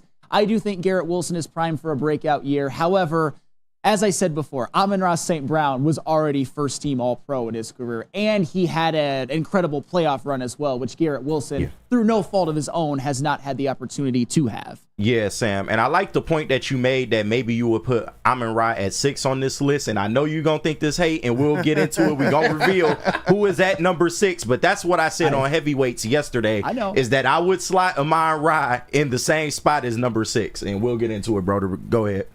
Oh, yeah, so let's run down this list just where the Lions fall. There are 5 Lions players in the top 25, by the way. I'll start with that. There must have been a mistake by whoever wrote this from PFF. There's no Justin Jefferson on this list, and he's 24. He should probably be number 2. Yeah. People will probably argue number 1. Penei is, there's the tease. Penei is number 1. Not according to Neil. Aiden Hutchinson, what was that? I said not according to Neil with Justin Jefferson. Oh, there is an argument there. I think Justin Jefferson is rightfully off the list. Go ahead. I'm sorry, go ahead. Maybe they did it by injury. He was injured last year, so I don't know really the reason you got to put Justin Jefferson on that list. Penei Sewell comes in at number 1. Aiden Hutchinson at number 6. Amon-Ra St. Brown at number 11. Sam Laporta at number 19. And at number 21, Jahmyr Gibbs. A few notes I had other than Justin Jefferson. There's no Brian Branch. There's no Ali McNeil. I'm not saying they deserve. We can talk about that. But no Brian Branch, no Ali McNeil. Trevor Lawrence at number 3. Yeah, that was crazy. And I'm a Trevor Lawrence apologist, and that was crazy to me. Right? And I actually forget where C.J. Stroud falls on this. Is he 9? He's 7. He's 7. Yeah, so no way C.J. Stroud should be under Trevor Lawrence. I'm sorry. No. Before you get in the Lions, would you guys just switch Trevor Lawrence and C.J. Stroud? If not, push Trevor Lawrence back farther behind Trevor Brock Lawrence Purdy? would be in the teens to me. Right? He wouldn't even be in the top 10. Yeah, I mean, all right, so let me just break down this whole Trevor Lawrence, C.J. Stroud thing. Last season, C.J. Stroud had a higher passer rating than Trevor's career high, had a higher QBR than Trevor's career high, had fewer interceptions than Trevor's career best, and had higher yards per attempt than Trevor's career high. And also what C.J. Stroud had was a start-to-finish phenomenal playoff game. Trevor Lawrence, they won a playoff game with him. However, he did most of the damage to get them behind the 8 ball, and then to his credit, was able to have a phenomenal second half. And the thing is with Trevor Lawrence, when we talked about his second year in which he was actually very, very good, leading the Jaguars to the playoffs after, them getting rid of Urban Meyer, bringing in Doug Peterson, winning a playoff game, that is all well and good. And last year, I understand that Trevor Lawrence was hampered a bit by injuries. But last season for Trevor Lawrence and the Jaguars was a massive, massive, massive disappointment. Big fan. They were expected to maybe be in contention to make the Super Bowl. Trevor Lawrence, especially considering his last playoff game of his second year was a loss at Arrowhead, they were talking about maybe he's got next. Maybe it's not Josh Allen. Maybe it's not Justin Herbert. Maybe it's not Joe Burrow. It's actually Trevor Lawrence. And now what we're talking about when it comes to Trevor Lawrence is this is year 4 is a make or break year, not he's an up and coming superstar. So there's no way in hell he should be number 3 on this list. I'd still put him on the list, but not number 3. Man, this is crazy. Flannel Sam over here duking it out with PFF. Hey, Yeah, right. I know it's a rivalry Never now. is the It's a same this rivalry. day. You know what? Eric Allen says 20% of the top 25 under 25 are on your Detroit Lions. You damn right. Let's effing go. And you know what? It kind of leads me to ask the question I see here as well. Were there any on this list from the NFC North besides the Detroit Lions? Ooh, No Packers on the list. I know that. I don't think I I've don't seen see one. no Packers Let's on the list. go. Because you know what? In the next segment, I know we're going to introduce or add to this conversation the rankings of the NFL's divisions and where the Lions fall as it relates to PFF's rankings of all of the different divisions. And if the NFC North is potentially the best division in the NFC. Hey, we will certainly see. But Broder, you asked another question on the prep, which I thought was kind of interesting. The no Brian Branch thing. Yeah. I actually have 2 players for sure I'd remove from the list ahead of Brian Branch. And I think I know one of them. Oh, no, save it. Yeah, save it. Because we're going to keep the conversation open. Yes. I want both the top 25 lists as well as the NFC, the overall NFL divisions to be just kind of open conversation going forward. Save it. I will reveal that after the break. Yeah, there we go. Come on back. You guys, we will be back. But first, we got to hear from, I believe, Les Stanford. Les Stanford Chevrolet. What happens when you run a great business for over 50 years? You expand and offer more products to more people. This is exactly what Les Stanford did by adding Les Stanford Buick GMC. The same great service that customers have come to know and trust. On Woodward Avenue, just south of 9 Mile. Check out Les Stanford in Dearborn today at lesstanford.com. Les Stanford Chevrolet, together, let's drive. At work and at home, we're there with smarter security solutions. Featuring complete automation with customized alerts and more. For over 90 years, we've been the company that's been counted on to protect what matters most, all with personalized service and care. Right now, for a limited time, receive a free video device plus free installation with a new home system. Guardian Alarm. We protect Michigan. Stop searching for a vehicle and start finding one. Les Stanford Chevrolet Cadillac makes it easy. We harness the power of multiple dealerships and own the biggest selection of GM brands in the area to get you the car you need. With the Les Stanford Group, you'll have access to 4 different dealerships, providing you with more makes, more models, and more choices. We're connected to more than 1,000 vehicles. And with so many high-quality CPO vehicles available, you'll find new car quality at pre-owned prices. You can start and end your search at lesstanford.com today. A network for the city, by the city. Woodward Sports is Detroit Sports. Feldman Chevrolet, Detroit's #1 Chevy dealer. Since 1996, Feldman Automotive has been driven to provide a fast, convenient, and first-class car buying experience called the Feldman Advantage. With 18 locations, there's a Feldman dealership in your backyard. Visit feldmanauto.com to find the location nearest you. Catch Woodward Sports Network live from Feldman Chevrolet of Novi every other Monday. Let's go. What up, though, people? Welcome back to Wake Up Woodward. We're rolling with the entire starting 5 plus the 6 man in the building as well. We were talking about the PFF top 25 under 25 and if they got this thing right, as well as an omission that we're going to hear about from Flannel Sam a little bit. We're also going to introduce in this segment the divisional rankings within the NFL, which divisions are the strongest as well. But chat family, as always, you guys are the most important part of this platform. Help us reach our likes goal this morning. It'll be definitely appreciative from the crew. And once you've done so, once you smash that like button, encourage somebody else to do the same. But I want to introduce that list, and then Flannel, I want to hear about Brian Branch. Let's talk about that Brian Branch first. Go there right Before away? we introduce the conferences, Right. let's just keep talking about this. All right, so there's 2 players on the list that I believe should 100% be removed for Brian Branch. One of them is Kyle Pitts. And for the record, I like Kyle Pitts a lot. I think that his lack of production hasn't been his fault. He's played with Desmond Ridder and Marcus Mariota the last couple of years. However, I gave credit for Garrett Wilson for being able to stay productive despite bad quarterback play. Yeah. I can't have it both ways, you know. I have to knock Kyle Pitts for his productivity lacking a bit. He did have 1,000 yards as a rookie, but he hasn't lived up to that production ever since, although his quarterback play has dipped. We're going to see about Kyle Pitts. I expect a breakout year, but given his last couple years, I can't put him on this list over Brian Branch. Another one is Greg Rousseau. And I like Greg Rousseau. On a per-play basis, he's very, very good. However, on a list like this, you need to have more than 17 career sacks in 3 seasons. You need to have 1 season in which you've played more than 600 snaps.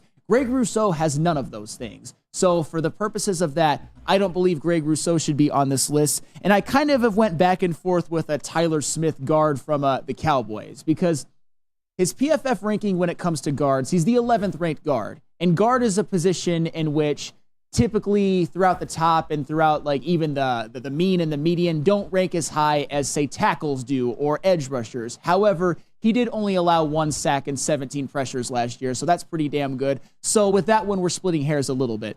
With Brian Branch, what I think puts him over the top and why he should be on this list, and this isn't a perfect stat or metric, this is more to give you a gauge of just how effective he was.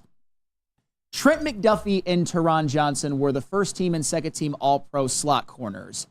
Brian Branch had a better passer rating when targeted than both of them. Brian Branch's was 86.9, Trent McDuffie's was 102.7, and Teron Johnson's was 104.6. Again, I'm not saying that Brian Branch is better than those guys. I'm not saying he's better than Trent McDuffie, but he did his job damn well last year. He was the best defensive back throughout the totality of the season that the Detroit Lions had. He was that guy manning the slot. When there were all kinds of problems on the outside, Brian Branch was old reliable in the slot. And you saw that most prevalently in the Rams game, in which Puka Nacua went off, Cooper Kupp did not. I'm not saying it was all Brian Branch, but he certainly had a lot to do with it. So Brian Branch should certainly be on this list, and any of those 3 guys that I mentioned should not. Although Tyler Smith, I can make an argument for or out.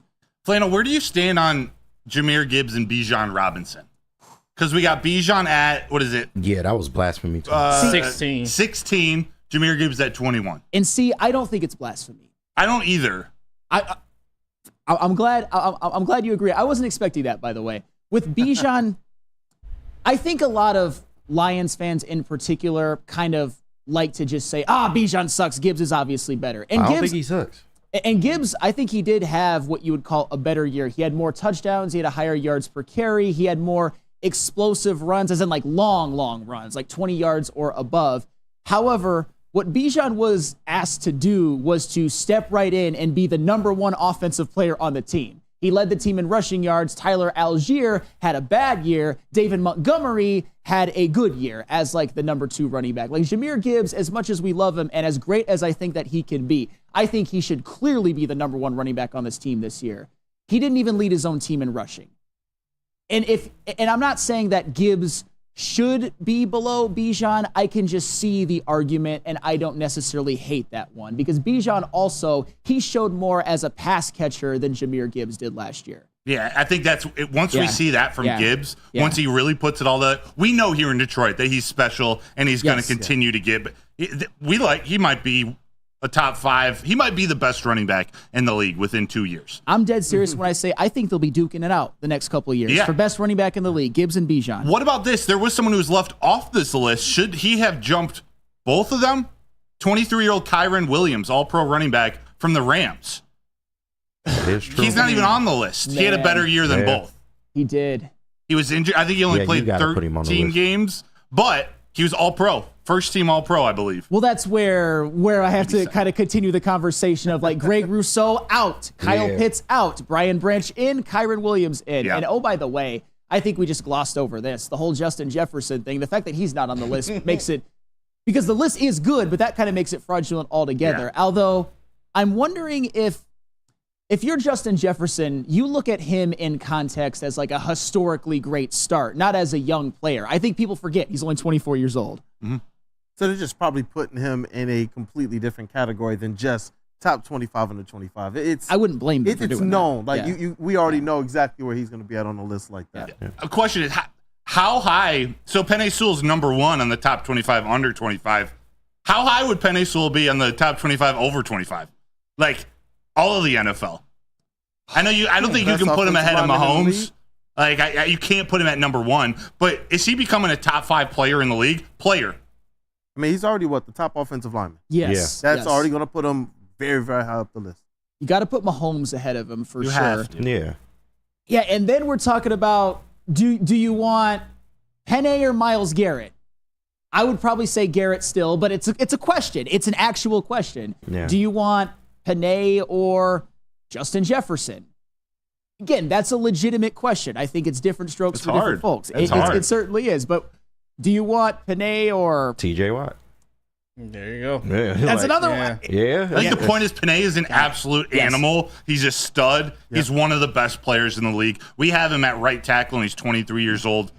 And locked up. Brad Holmes. Well done. Well done. And locked up. Yeah. Well done. Well done. At absolute worst, he's a top 10 player in the NFL. Yeah. And at best, you could crack the top 5. Because I'm also thinking of like Panay or Christian McCaffrey or somebody like that. Obviously, moving forward, you want Panay, but Christian McCaffrey, best running back in the league. But when you really break it down, Mahomes is the only one definitively you'd put over Penei Sewell. Yeah, and it's really cool to have these types of conversations about the players that the Lions have.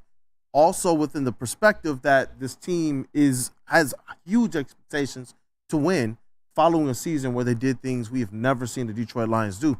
We're not just talking about, is this a really, really good player in today's league? Is this a player with a Hall of Fame trajectory?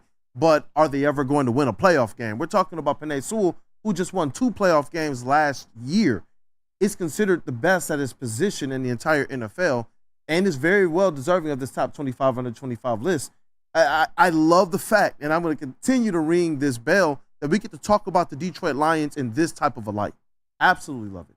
Yeah, and with Penei Sewell, it goes even beyond. We're talking about a position group, and when there's like tackles, guards, and centers, and there ain't nobody who plays the offensive line position that's better than Penei Sewell right now. No guards, no centers, no tackles, not Trent Williams, not Chris Lidstrom or anybody like that. It's Penei Sewell. Mm-hmm. Man, do we introduce this this NFL divisions list now? Deb, you got that queued up?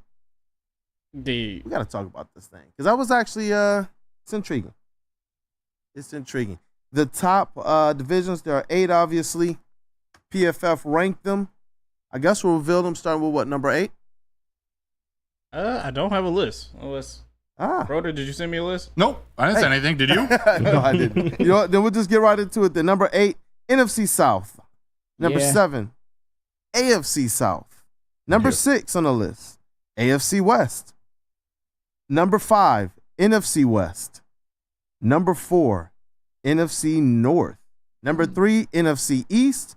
Number 2, AFC East. Number 1, AFC North. And Flannel, I got to ask you, do you agree with this list? How would you reslot things? What do you think about the NFC North? Well, I don't agree at all with the NFC North, with the NFC North being behind the NFC East, because I think it's very plausible that both the Commanders and the Giants have dumpster fire seasons. I understand that there's some hope with the Commanders in particular because they got their quarterback, they got some nice draft picks, but I could see easily the Commanders and Giants having less than 6 wins. Even at the high end, do we think the Eagles are going to have as good of record as the Lions? I think it's going to be close, but I'd probably pick the Lions. And when it comes to the Cowboys, maybe they'll be the first wild card or the second wild card, but we're looking at, in the NFC North, 2, I think, for sure playoff teams, and then 2 that you could see a pathway for. There is no pathway for the Commanders or Giants making the playoffs this year. There just isn't. Nope. But there is one for the Bears or Vikings if things kind of, go the right way. And that's why I wanted to be able to ask or pose the question of, is the NFC North the best division in all of the NFC? Because based on this right here, I do believe that if you're going to rank them like this, the North has to be above the East. KG, how you feeling about this list? The North is definitely above the East. The NFC East has been one of the worst divisions in football for quite some time. So, I mean, to me, it's between the NFC North and the NFC West. And when you look at the NFC West, you got the Niners, you got the Rams, and you got the Seahawks. The Cardinals, I do think they will be improved, but of course they're not a playoff team, or we don't think they are. So that's the only team that you could really argue is in terms of the NFC to me. What's up with you, JB, as it relates to this list here? Man, this list is kind of wild, but I'm putting the NFC North over the NFC East just because I potentially see 3 teams that could be, fighting for the division, fighting for a playoff spot there in the Bears, the Packers, and us, of course, the Lions. But everything else, I'm not seeing the Giants, as Flannel said, getting more than 6 wins. Commanders, I don't know. You're starting a rookie quarterback there. The NFC South is a coin flip. Who cares between the Saints and the Bucks? Who really cares? Who cares? No one cares. Falcons might be in the mix. What? All who were missing was a quarterback. I was about to But their say, reaction And you is got just Michael hilarious. Penis Jr. There you Right. go. I was about to say, on the Michael bench. Penis Jr. One more be time, starting by the end of JB. the year. I said, and you got Michael Penis Jr. on the bench. There you go. Yeah, I agree. We can't be just like dismissing the Falcons. I actually think the NFC South has more depth to it. Just they don't have an Eagles, for example. They probably don't even have a Cowboys. You know, let's get back into this. I want to know what the chat family thinks as well of the Lions rankings, as well as if you have any comments on the PFF top 25 under 25. In this next segment, again, the phone lines, if you guys want to call in, 313-552-6322. We appreciate you guys for supporting Wake Up Woodward, the Woo Crew. It's cool to have the entire team in the building today. Guys, as always, smash that like button to support, but this is why we do what we do, because of what you guys do for us. And it's something that inspires us to try and get better each and every day. 8 to 10, Monday through Friday. It's the Woo Crew. You already know what it is. But after us, you guys can tap in with Big D Energy from 11 to 1, hosted by four-time Stanley Cup champion Darren McCarty, alongside the Golden Voice, which is Neil Rule. After them, 2 to 4, you got Armani and Edwards with Maz, the lovable radio legend Tom Mazaway, along with University of Michigan football legend and former NFL wide receiver Braylon Edwards, and King of Detroit Media Ryan Armani. And then in the day with the Woodward Heavyweights from 5 to 7, hosted by Spinny and Easy. Shout out as well to Chris and Nick. The big fellas, they're bringing you guys the biggest interviews, the biggest breakdowns, and the biggest laughs. But most importantly, again, thank you guys for supporting Woodward Sports and making us your #1 digital sports network. We appreciate you. At work and at home, we're there with smarter security solutions. Featuring complete automation with customized alerts and more. For over 90 years, we've been the company that's been counted on to protect what matters most, all with personalized service and care. Right now, for a limited time, receive a free video device plus free installation with a new home system. Guardian Alarm. We protect Michigan.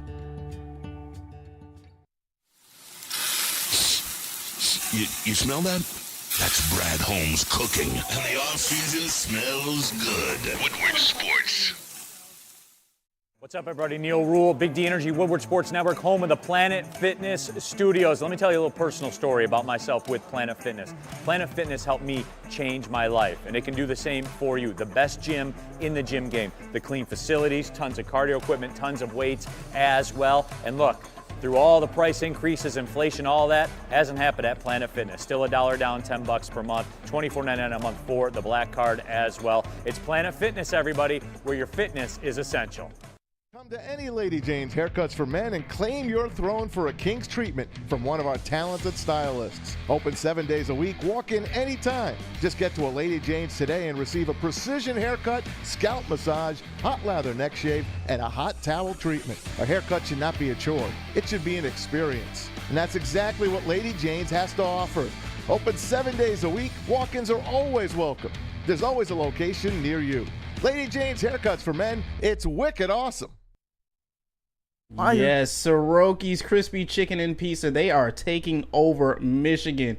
Locations are actually popping up all over Metro Detroit, and even they're doubling their number of restaurants this year. Say what? Yes, they are known for their hand-battered and hand-breaded chicken tenders, chicken sandwiches, and the New York-style pizza. And you cannot forget about that Nashville hot pizza right there. Just look at that thing. Come on. Aren't you hungry right now? Come on.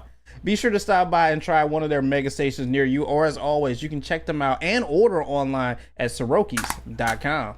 Let's go. What up, though, people? Welcome back to Wake Up Woodward. We appreciate you guys for supporting your crew, the Woo Crew in the building. Got the whole 5 plus the 6 man in the building. And we talked about the PFF top 25 players, under 25, as well as where these divisions rank. The NFC North is ranked number 4th. We all believe that they should be ahead of the NFC East, which this list has ranked ahead of the North. But the one, to me, that's the question as well, is the NFC West, ranked just behind the NFC North. Now, last year, the NFC North had an opportunity to get 3 teams in the playoffs. The Vikings were right there. And every year, it seems like the North kind of finds themselves in that type of a situation. But did they get it right here as it relates to the NFC North and the NFC West? But KG, you were signaling we got somebody on the line? Yeah, we got the homie Eduardo O'Neal on the line. Eduardo. How you want to wake up Woodward, bro? What's up? Hey, good morning, guys. Can you hear me? Yes, sir. What up, though? Loud and clear. Hey, I want to make three simple points. One, that list is under 25 before the start of week 1. That's why Jefferson isn't on that list. Two, don't sleep on the Cardinals. I will not be sleeping on them. They are your 2022 Detroit Lions. Okay? So don't sleep on them. Okay. I'm telling you, they're going to be a problem. They're going to be contending. That's why I think the NFC West is right there with the NFC North. And I don't remember what my third point was. What were the topics that you guys talked about today? Hey, the top about the Lions? Yeah, the top 25 players under 25 as well.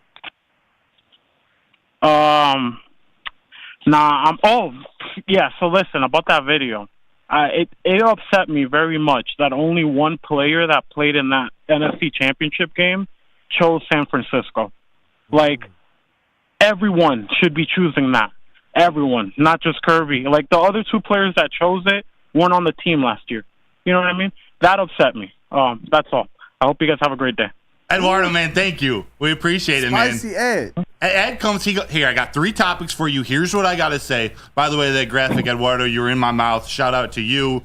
Wait, what? That was a plausible moment. All right. Fast forward. But he was saying in the chat, like when they were holding up the signs, the different players, only 2 people, 2 of who were not on the team last year, held up the San Francisco 49ers. He thought everybody should have held them up. He said the Cardinals are the Lions of 2022, the team that surprised a lot of people going 8-2 down the stretch. It's a little strong. But then what did he say?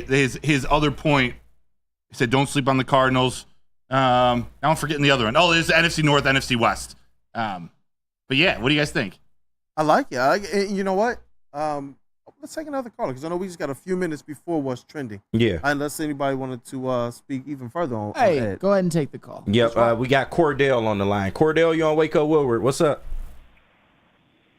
Hey, what up, guys? I was just calling to check on y'all, see how y'all was doing. It sounded like y'all having a good time. I just wanted to make sure that Sam Plano was good since that man never misses a day, and he missed 2 in a row. But on top of that, look, that top 25 list, who's better than the Detroit Lions? I'm just saying, 5 under 25, that's a quarter, that's a fifth of the list. I'm feeling good as a Lions fan. I still feel like I'm in dreamland. I've never seen this before. This is a far cry from the Matt Millen era, and dare I say the Martin Mayhew era. Damn, Jim Caldwell got done dirty, but hey, you know, Bob Quinn did what he did too. But no, let me say, I'm sleeping on the Cardinals. The Cardinals, as long as Kyler Murray, as long as that toddler running man is their quarterback, I'll never take the Cardinals. Go get me another quarterback. Start Clayton Tune, and maybe we can have a conversation. But hey, I just wanted to call ahead and talk to you guys in a while. I wanted to make sure everybody's doing good, keep everybody's heads up. I know, like even though we here talking sports, I know sometimes people be going through some things, and so I just wanted to share a little humanity with everybody and just make sure everybody's doing good. Hey, we appreciate you. Hope you're doing good too, bro. Always. Hey, y'all have a wonderful time, and thank you for giving me the inspiration to start my own stuff. Hey, thank you, Cordell. Thank you for reaching out. Thank you for supporting us. It inspires us every day, for real. Well, we inspired him, but then I have to say this. Clayton You knew Sam was about to get right into it. Yep, wasting no time. He like, fuck these pleasantries. And here's the thing. I'm not one to defend the Arizona Cardinals because I don't think they're going to be good. I really don't. However, can we stop acting like Kyler Murray is Bryce Young? He's a decent quarterback. He's had some success. You don't want to throw Clayton Tune. Did you see what happened when Kyler Murray actually came back last year? The team got better. The offense got better. Clayton Tune. I remember that was Lucas Klotz's guy last year. But, you remember, JB. He was all about Clayton Tune. But no. That's, I wouldn't do that. Come on, bro. Come on. But good luck, though. Look, we got the NFC North teams up here representing this divisions as relates to the NFL, kind of the strongest divisions. I need to be able to get your take because this is PFF. It's your world. Yes, these are your people, Sam. Yeah, these are your peoples. Do you agree with the NFC North ahead of the NFC West? You know what? I do. Ooh. Because I don't think that the Seahawks are going to make the playoffs, and I don't think the Cardinals are a threat. I really don't. Obviously, the Cardinals had a lot of picks, and their future looks brighter than it did a couple of years ago, but I'm looking at the NFC North, and I'm looking at the Lions, Packers, Bears, Vikings. Those could all... Every team might have at least 8 wins. I think more likely 7, but still. The 49ers are obviously the class of the NFC, and the Rams, I think that they're going to be a wild card team as well. But like I said, Seahawks, I think they're going to take a dip. Cardinals, I think they're going to win about 6 games. So as far as they have the high-end talent in the Lions, and they also have, the competent teams, give me NFC North. Ooh, I love it. Brother, what about you real quick before we get into what's trending? Agreed. Agree. Yeah. Definitely, man. Chat Flame, I want to hear what you guys have to say about it, too. I think that's high praise. Lions and Packers as the top-heavy part of the NFC North, carrying them ahead of the NFC West. And I do agree, too. If you're going to have this list this way, you got to have the North ahead of the NFC East as the strongest division in the NFC. And I'm hoping that the Lions, they punch that ticket, obviously, to the Super Bowl, like all of us are hoping as well. JB. What's up? Do we have any business to take care of, or are we going to save Feldman for... No, actually, we are all good. Hey, well, let's rock then. So we'll take a break, or do you want to get right into what's trending? Hey, if we want to, we can hop into what's trending right now. They're moving the mailbag. You know what? Let's see what JBSMOOOOOV is cooking. That's right. Now it's time for the most electrifying segment on the internet. Bum, bum, bum. It's What's Trending with JB. Live on Wake Up Woodward. Ladies and gentlemen, Jay Bizzle. That's right. Hey, what's going on, fellas? What up, dude? What up, brother? bro? I gotta direct this one straight to you because I don't even know how this is even possible. But shout out to CBS Sports for this video. Is this a perfect way to protect home plate?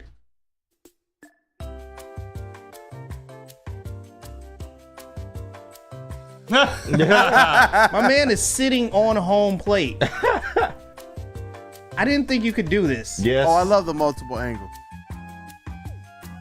I think it's genius. I don't think it's a rule against it. So. Yeah, I think the only rules, at least in the major leagues, are involve blocking the plate like as the ball is being thrown from the outfield or from the infield. But once he's already caught it and they're doing this little dance, you might as well just sit on it. Sit on it. Pause. Catch it. What? I mean, the goal is to avoid them touching the plate. They have no plate to touch. Sit on it. Fast forward. I still can't believe that's possible. Do you guys think this is even real? That's hilarious, man. That, like the caption said, that's taking blocking the plate to a whole new level. Well, sometimes you got to take advantage of some loopholes. I mean, the reality is, in order to get somebody out at home plate, you have to execute almost flawlessly to even get to that point. Most of the time, you're not able to sit on the plate before somebody can slide in.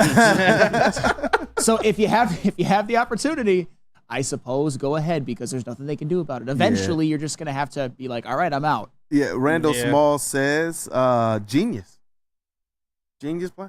Hey, nothing but genius there. Can't complain about that. Hey, Jake Rogers. Versatility. You know what? Sometimes you just got to do what you got to do. And shout out to Dante151 for this one. You've been sending me a lot of clips on Twitter, X, whatever you want to call it. And I love it. I appreciate it. So now, as a running back, what did you learn at camp today? Oh my God. This hurt. Hit stick. Goodness. Hit stick. This does feel like Madden. Like, this is just dangerous. My boy might be concussed. You know what? And he ran into that knowing he was going to get blasted. Man. You could tell, like, right at the end, he was like, all right, get ready. He hit him like he was talking smack the whole practice. Yeah. They probably had, like something going on before that. Beef. Goodness oh, my gracious. God. That's painful. I would not want to take that hit. I'm not even wishing that upon anyone. I would never do that. But I got to show you some other things that happened over the weekend. You know what? I did not know you NASCAR people were so gangster.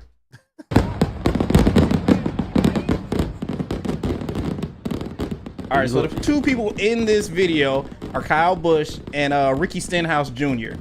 Apparently, they got into a little altercation on the track and just kind of spilled over afterwards. And Fist started swinging. Square up. Kyle Busch got it. No. Dang. Kyle Busch got his shit. And the awareness to know, throw them into the tires.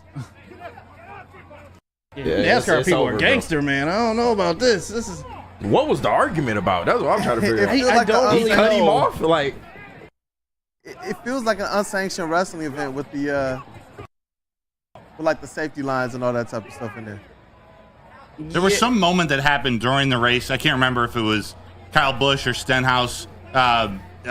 It was not cutting him. I don't know all the terminology. I don't know shit about NASCAR or these cars. But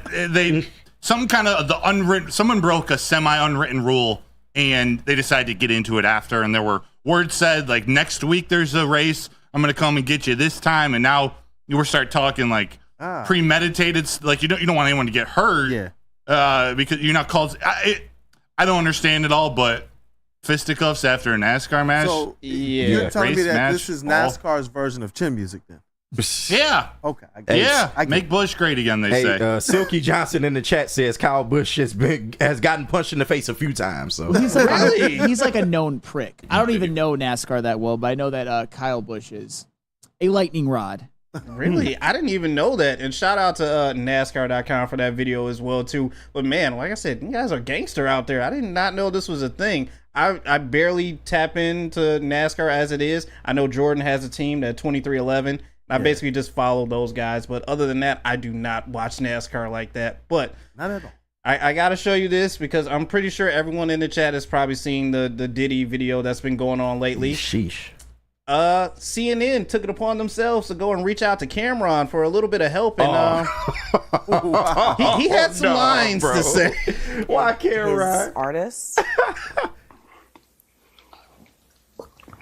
Drink a candle. So I'm going to get some cheeks after this horsepower joint.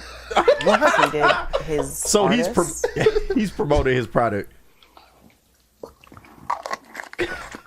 So I'm going to get some cheeks after this horsepower joint. Just in case you didn't hear it, here's one more time for you. Dude. She bad as hell. She got to do this interview. So I'm going to get some cheeks after this horsepower joint. Wait, one more time? What is it? One more time. His artists.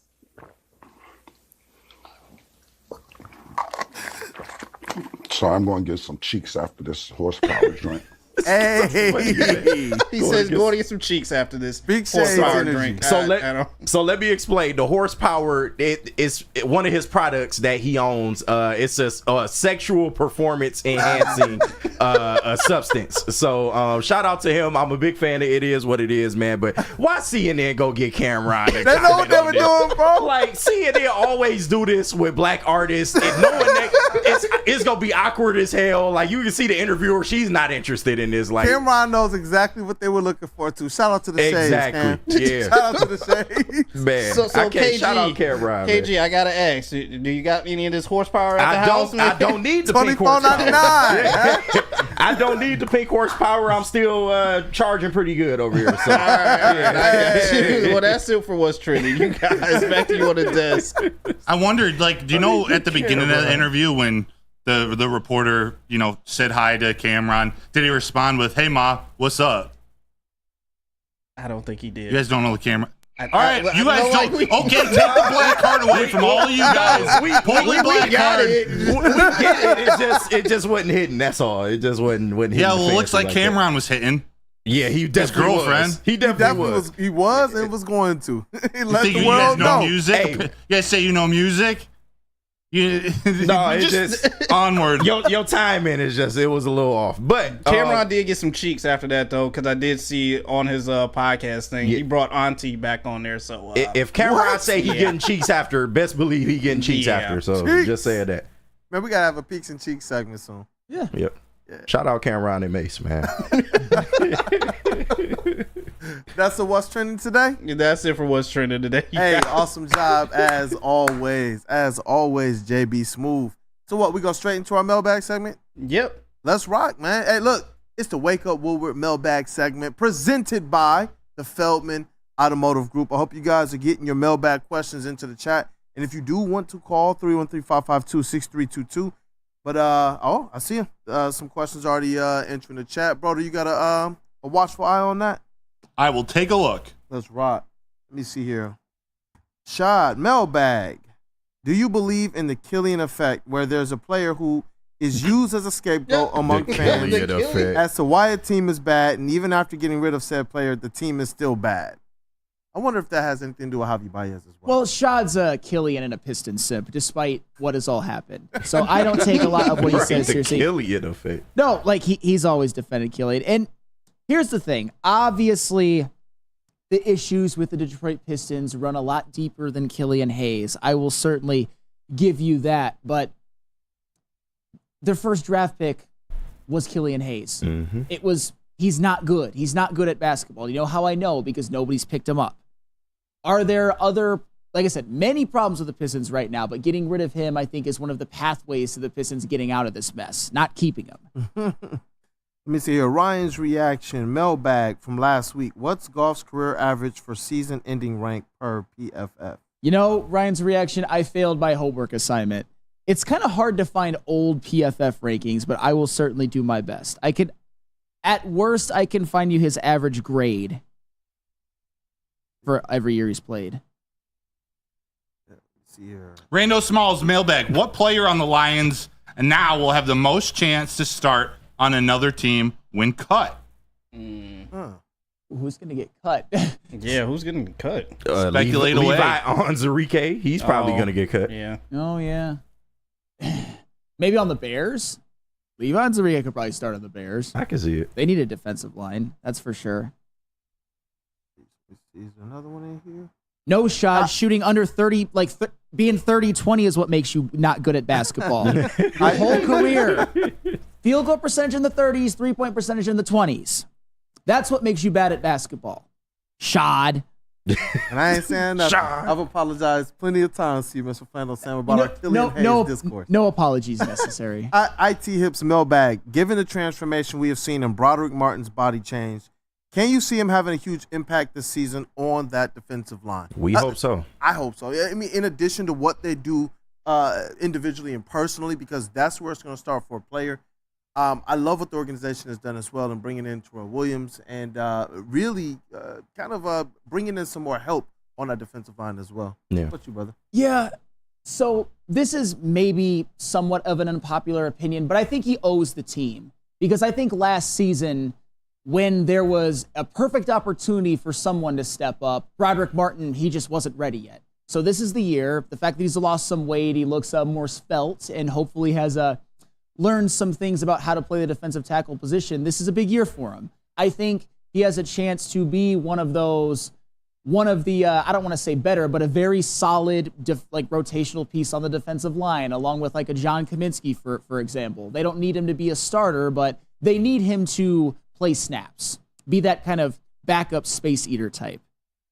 All right, you say we got somebody on the line, KG? Yeah, we do got a call. I didn't get a chance to give his name, but you on Wake Up Woodward, bro. What's up? Hey, what up, though?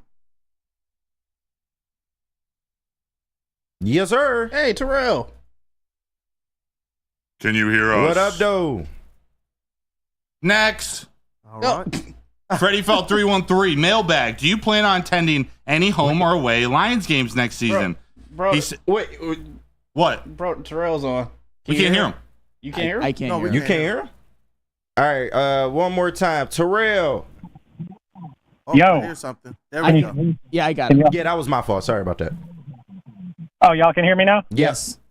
And this is a sponsored All right, segment, my guy. Just so you know. All right, bet. All right, Broder. So I just wanted to call in real quick and kind of speak on what Eduardo said. Now, I just want to say first, I'm not going at Eduardo in any way, shape, or form because he's actually my favorite caller into the show. I like all of his phone calls. He's a very informed, eloquent person when he speaks, and I like him. I just happen to disagree with him this time. And I disagree with a lot of other people, like when the schedule came out and people were calling in and putting messages in the chat talking about, you know, what game was most important and the ones that they were looking forward to and all of these types of things. And, he mentioned San Francisco, and he thought that all the players should be worried about San Francisco, and I completely disagree with that. We need to take care of our house and our division first. The number one team that we should all be worried about and that we should all be focused on is the Green Bay Packers. Those are the ones that are coming for us. Like, I don't know if you guys see these Packer fans out here in fucking internet land, but they talk hella shit about us every single day. They shit on our franchise every single day. San Francisco don't care about us. Their fans don't care about us. They're worried about those teams out on the other side of the country. You better be worried about the Packers because they are the ones coming for us. They're the ones shitting on us.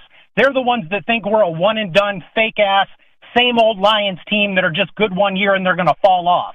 So if there's any games that I'm looking forward to, it's Green Bay and Chicago, because I'm sick of those Chicago fans running their mouth too, acting like they had the Messiah come in and he's just going to take over the league and take over the division. So I disagree with all of that stuff people were saying, man. We got to worry about Green Bay first. Y'all have a good morning. Thank you. Yeah, Thank appreciate you, Terrell. it. And you know Appreciate what? you, Terrell. You know what, Terrell? I have to say to this because I completely agree with you on this one. Let's slow clap Terrell right there. And here's why. Here's why. When we talk about the 49ers game being the most important game on the schedule, I think we're setting ourselves up to put too many eggs in one basket. The Lions may well lose that game. You're going to San Francisco in the regular season. That's going to be tough. And oh, by the way, that's 100% okay if you do. If you don't take care of some of your more winnable games, your divisional games at home, that's where even your preliminary goals, like winning the division, which should be like the very first goal, might be in doubt. The 49ers, as much as you want to get revenge for last year, that is a really, really tough game. And you might lose that game and end up being just fine. So, Terrell, glad that you spoke that before I had a chance to. Yeah, he made some great points there. And I understand both sides to it. And what Ed was saying in terms of the team that beat you, the team that you couldn't get through en route to a Super Bowl, the team that represented the NFC in the Super Bowl was the 49ers. So that should be a target because they're the ones you're coming for. By week 17, they might not be in first place. They might not be your biggest competition. Shoot, they might not even be in the playoffs. I think they will. But you're right. You got to take care of business in the division, too. So I see both sides. Yep. I see both sides. Shout out Dante151, mailbag. This is a two-part question. Did you guys see the New York Giants 100-year uniform that they will wear a couple of games? This is the University of Michigan, Montreal Canadiens khaki-painted uniforms. And then he follows up also, JB and KG. Are you happy or mad that Gunther beat Jey Uso to move on in the tourney? Man. So Giants question first. You guys see the Giants uniforms, the blue and the red and the Rams, or not the Rams, the Michigan helmet and the khaki pants. It's a lot going on with that jersey. Both of those. All right, Booth. Let's go, Booth. Yeah, it's a lot going on with those jerseys. I don't necessarily care for them. They look like some shit out of the 1900s, but I get what they was trying to do, but just me personally, they ain't for me.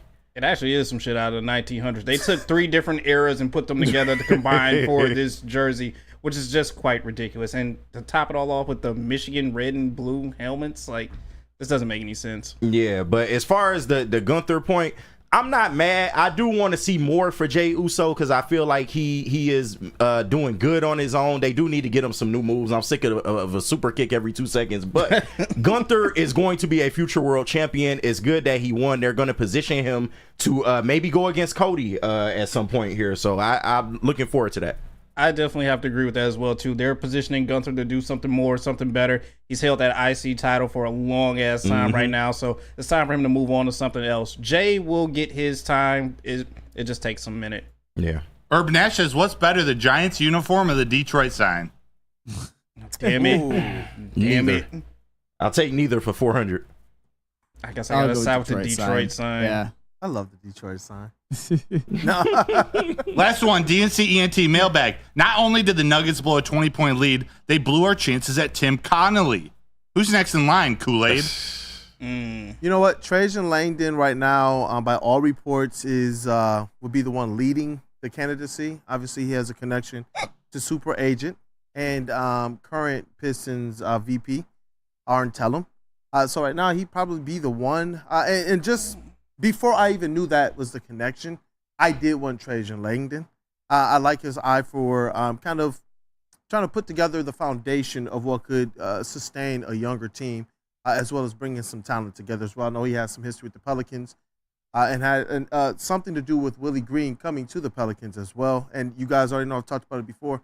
That's a coach I would like. So Trajan Langdon, obviously I'm going to continue to let you guys know. Dwayne Casey is also a legit candidate in this as well. Some things to like about him too.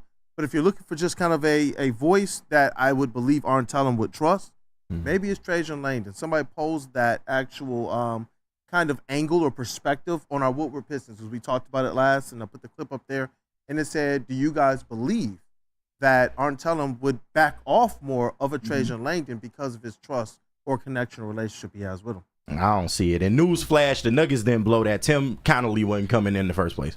So, it's just me. But yep, just to keep it real. Yeah. That's fair, but I will say this. It must be nice to be the Denver Nuggets and not get any flack for blowing a 20-point Game 7 second half lead at home. I'm just saying. I know you. If there was a certain if it was a certain other team with a certain other star, LeBron James, oh my God, it would be front page news everywhere in the NBA, like everywhere NBA circles. I don't say I've been waiting to get this off. And for the record, I'm not even blaming Jokic. However, I am. Well, I'm blaming Jokic. I'm sorry. Here's what I will say, though. He played 48 minutes, bro. 3-point shooting, though. And he didn't care was either rough. 48 of those minutes. That was his 3-point shooting was kind of rough, but Michael Porter Jr. I mean, it's funny how when he doesn't play the Lakers, he doesn't shoot 49% from three. Yeah. It's been a bad no year Aaron for the Porter Gordon. family. No, I mean Jamal Murray was there for the first half. Yeah. Like what Joker's supposed to do, man? Yep. Danny G said, Kool-Aid, is everything okay at home? You love the Detroit sign. I'm just trying to sell some shirts in the Woodward Sports Shop. Go get you some merch. Also, side mailbag question. I don't know why James asked this. I'll put it on the screen. Can you create a side-by-side of Kool-Aid and Charlie Batch? So. All right. Oh. Already did that. Y'all got similar faces, but the skin tone is different. I don't know why he asked. You mean Lions, Detroit Lions legend, Charlie Batch. Yes, correct. There we go. Correction. Let's go. JB, you're quick with that. You're quick with that, man. No, Charlie Batch, man. Shad, Porter Jr. to the Pistons. I would be okay with that. There you go, Shad. No, absolutely. Please. Hopefully Porter Jr. avoids a lot of the issues that his brother's got right now. That's pretty crazy. Well, I don't know about that. But back injuries make me nervous. He makes a lot of money. That's fair. Backs, that's true. Backs are trouble. He a better player than anybody on the Pistons right now. True. I'm not disagreeing. I'm not disagreeing. I'm just saying it's backs. Is that a wrap? Yeah, that's a wrap. I think that's a wrap, man. Hey, as always, I love running the lanes with the starting five, and we got the six-man Justin in the building. Thank you, chat family, for kicking off the day with the Woo crew. Let's break this thing down. We got the vet of the squad, Flannel Simp. Yes. What up, though?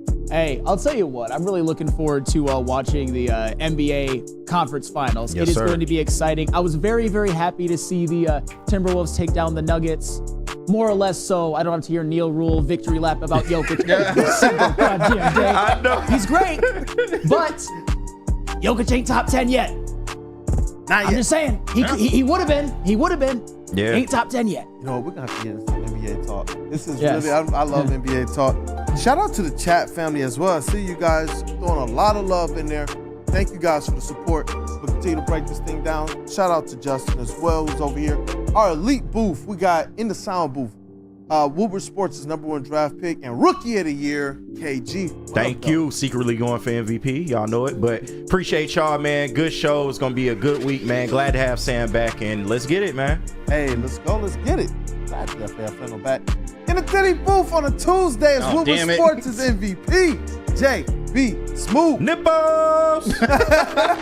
Hey, look at him. You supporting the sponsors. You supporting the network. That's JBSMOOOOOOV. I'm a company man. What can I say? Hey, another great, amazing show from you all today. KG, I'm still stuffing that ballot box for you for MVP, man. Hey, you know I got appreciate you. you. Appreciate My tag team brother over there. Yes, sir. Another amazing show, fellas. Let's go. I know, Justin, man, you working on that rookie of the year for the next season?